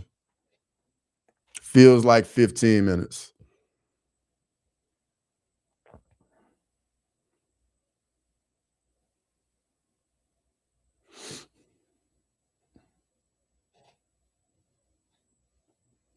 Was LaToya the short one? Nah, she wasn't the short one. LaToya Luckett was the light-skinned one in the very first edition of Destiny's Child. She was the other light-skinned girl. Real pretty, Maxwell. I think she ended up cutting her hair, though, if I remember correctly. She dated Slim Thug for a while. But yeah, I was a big LaToya Luckett fan. And then her and somebody else left the group. I can't remember which one.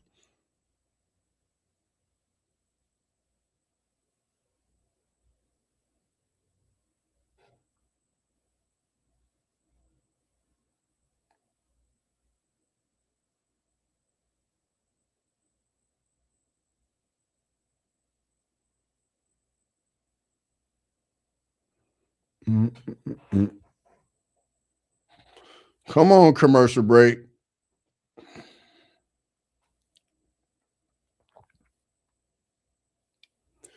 Her dad and I sang in the male choir. I'm a baritone and he's a tenor. He and I would bring our daughters to. Bro, that's a phenomenal story, Clyde. That's what's up, bro. Man, bro, that's amazing to be so close to that. And then coming from a big musical family, that's what's up, man, for real. Respect. If you're a baritone, that means you got that deep voice over there, dog, sounding like Barry White over there, dog. I already know what you got going on. I know you was the man back in the day, Clyde. You can't fool me, dog. Yeah, she cut her hair. She adorns finger waves. Yeah, that's what I was thinking. I didn't know if she ever let it grow back out because I hadn't seen her in a while on anything. But yeah, I was a huge LaToya Luckett fan back in the day. Oh yeah, Miami's about to take the air out of the ball. They about to just pound the rock right here.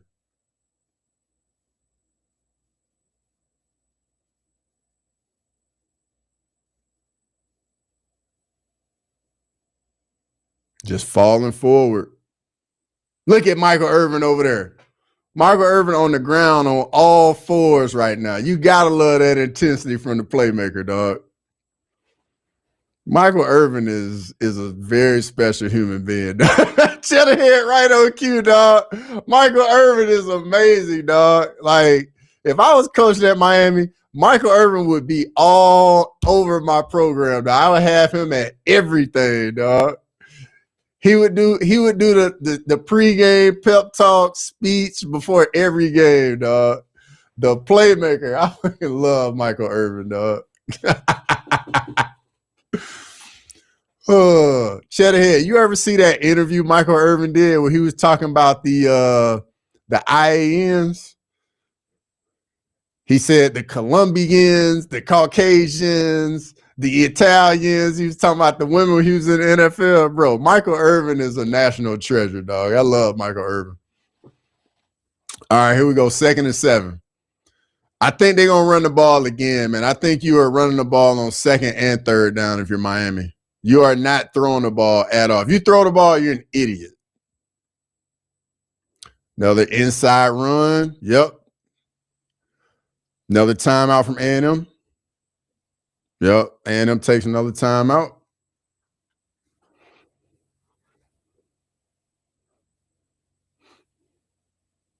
Like, how can you not love if you love football, how can you not love the intensity of Michael Irvin, dog?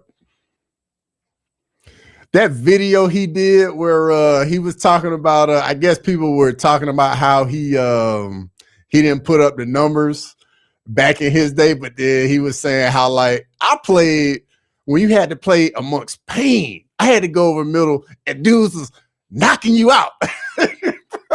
I love Michael Irvin, dog.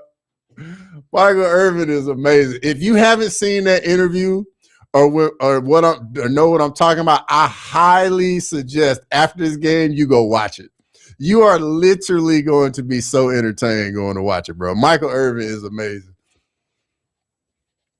Damn, he missed three of them field. Yes, bro. That's why I'm like, I don't know. Hey, this is gonna be tough, man. But you got to run the ball again right here, though. You got to run the ball again. You cannot put this in the air. Not with Carson Beck, because he'll throw it to the other team. You have got to run the ball. I'll run it right up the middle and kick another field goal. If he miss it, he miss it, bro. You can't put this ball in the air, man. Can't do it. You got to hand this ball off. Got to hand this ball off. Yep, gave it to Tony. Oh, touchdown. Touchdown. Uh-oh. We finally got in the end zone. Look at Michael Irvin. Look at the playmaker over there, baby. Michael Irvin over there, hype right now, dog. D'Amico Rhines, I met him at Bennigan somewhere by Rice University. He told me he wanted to become a member of Omega Psi Phi. I left it up to him. Yeah, D'Amico's a real one, dog. I love D'Amico. Look at Michael Irvin over there, dog. Michael Irvin going crazy on the sideline, man.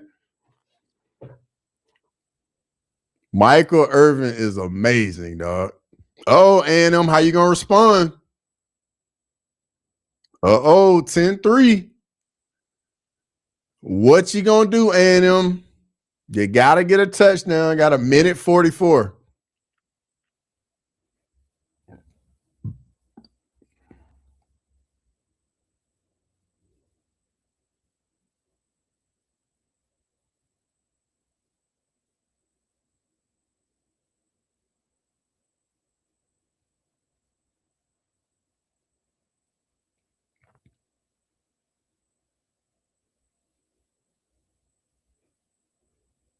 Man, you got to feel good for him to get a chance to redeem himself right there. Malachi Tony.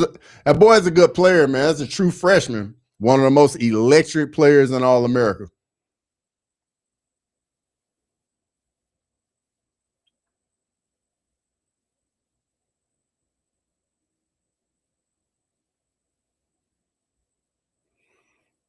Now, does A&M get it done? Do they drive the length of the field and score 7?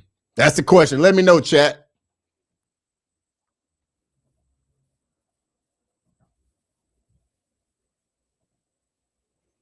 Does A&M get it done? Can they drive the length of the field with no timeouts, a minute 44, and get it done? Marcel Reed, we about to find out, player.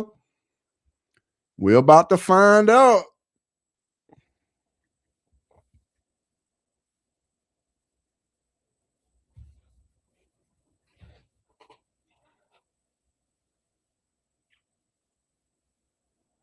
All right, get a touchback.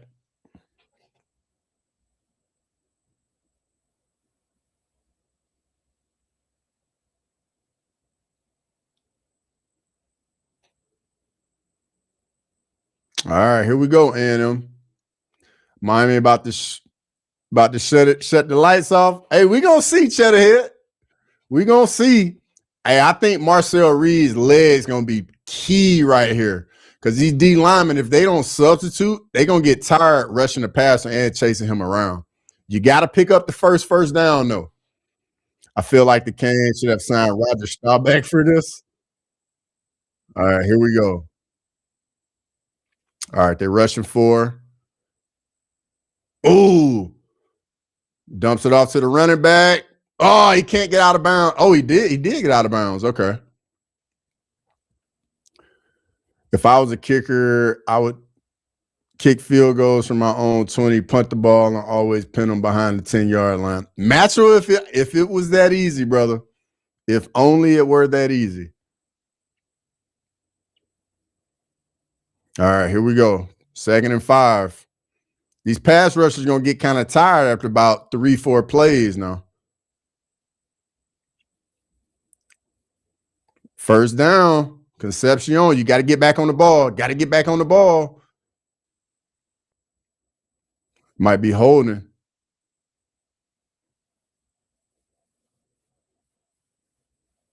What's this penalty going to be?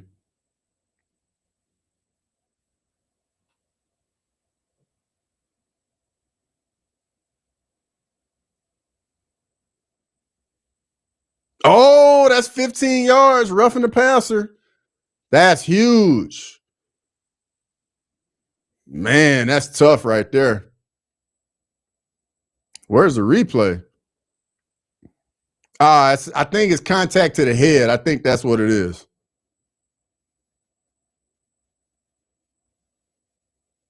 All right, so now the ball's at midfield.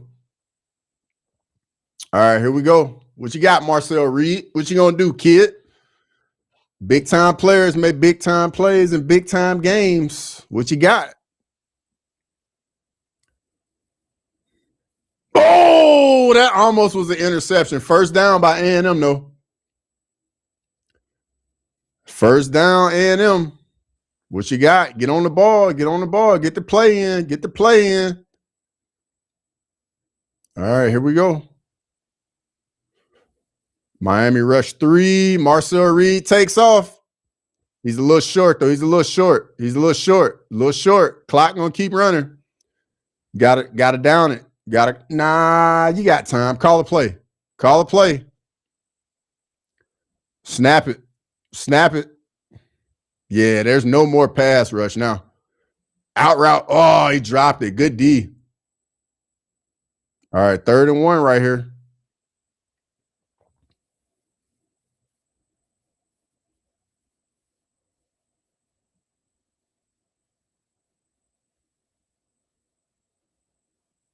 Richmond, Texas, Spencer Tillman and I met for an event for our daughter's warm up. Bro, Clyde, dog. You got the storage, bro. And the network. All right, inside zone, 1st down for A&M. Got to get on the ball. Got to get on the ball. Got to get set because the clock going to reset. Once the change reset. Come on, keep going. Get a snap. Step up. Oh, crossing route to Craver. No, that's Concepcion. My bad. All right. Down to the 5. Here we go.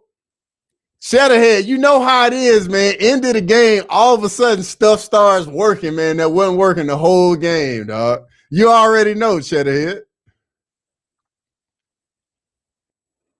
Hey, Clyde, bro, you the dude, man. You plugged in, dog. Let's see if A&M get in the end zone. 1st and goal, 39 seconds.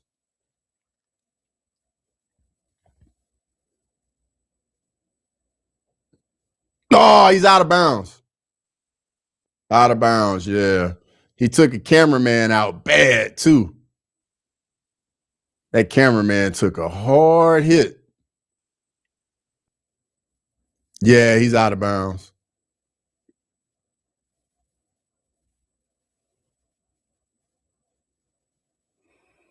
All right, 2nd and goal. Got to be aware of Marcel Reed's legs down here. Got to be aware.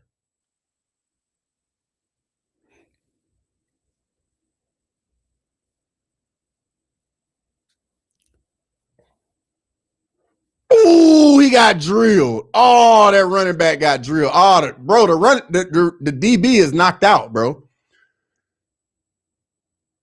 Oh, yeah, he knocked himself out, dog. Yeah, he put his body on the line right there, dog. Yeah, that's a big time hit right there. He was stiff as a board too, Cheddarhead. Yeah, bro. Yeah, he put it all on the line right there, dog. Show the replay. That's a big time collision right here. Let's see it. Ooh, yeah, hit. That could be targeting. Low key. That could definitely be targeting.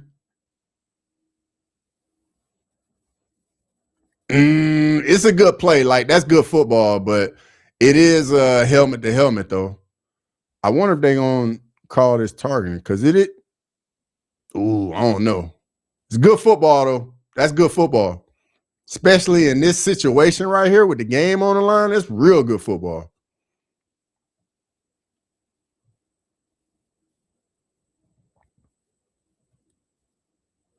Main event, body kick KO. Dang, I missed it, Macho. I definitely missed it. Fighter tried to call a timeout and got cracked. Now that's hilarious, dog. That's hilarious. Grimy says, check Discord. Let's see what we got. Bro, where the hell are you, Grimy? Bro, absolutely not. Absolutely not. Grimy, what's the temperature out there, bro? Absolutely not. You ain't catching my black ass out there in that. Oh, no. Can't do it.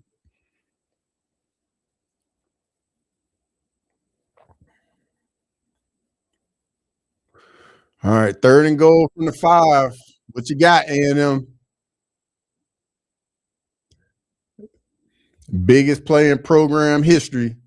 Oh, you're ice fishing. No wonder. All right, let's see what we got. Oh, interception. Oh, my God. That's ball game. Wow. Miami goes to Cal Field and gets it done. Wow. Wow. What a play.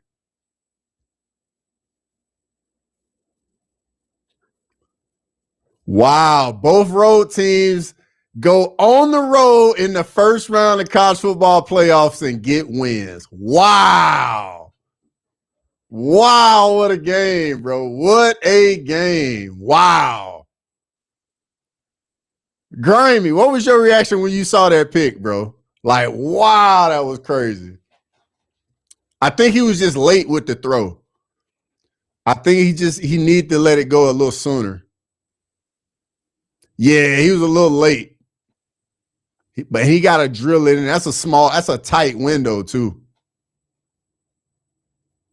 Yeah, he threw it a little behind him, too. A little behind him.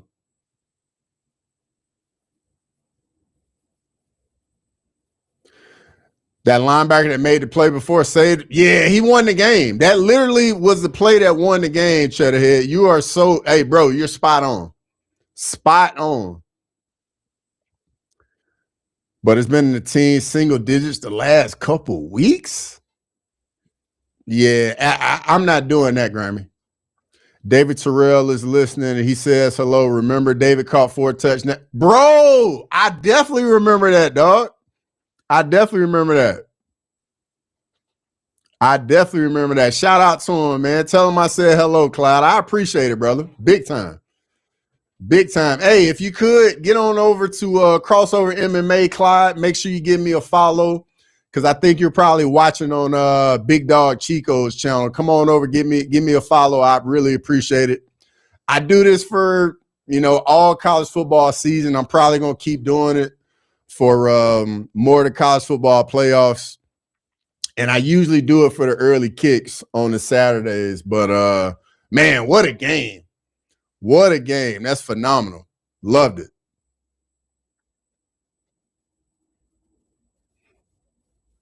Yo, Clyde, bro. Clyde, you been the man of the chat, bro.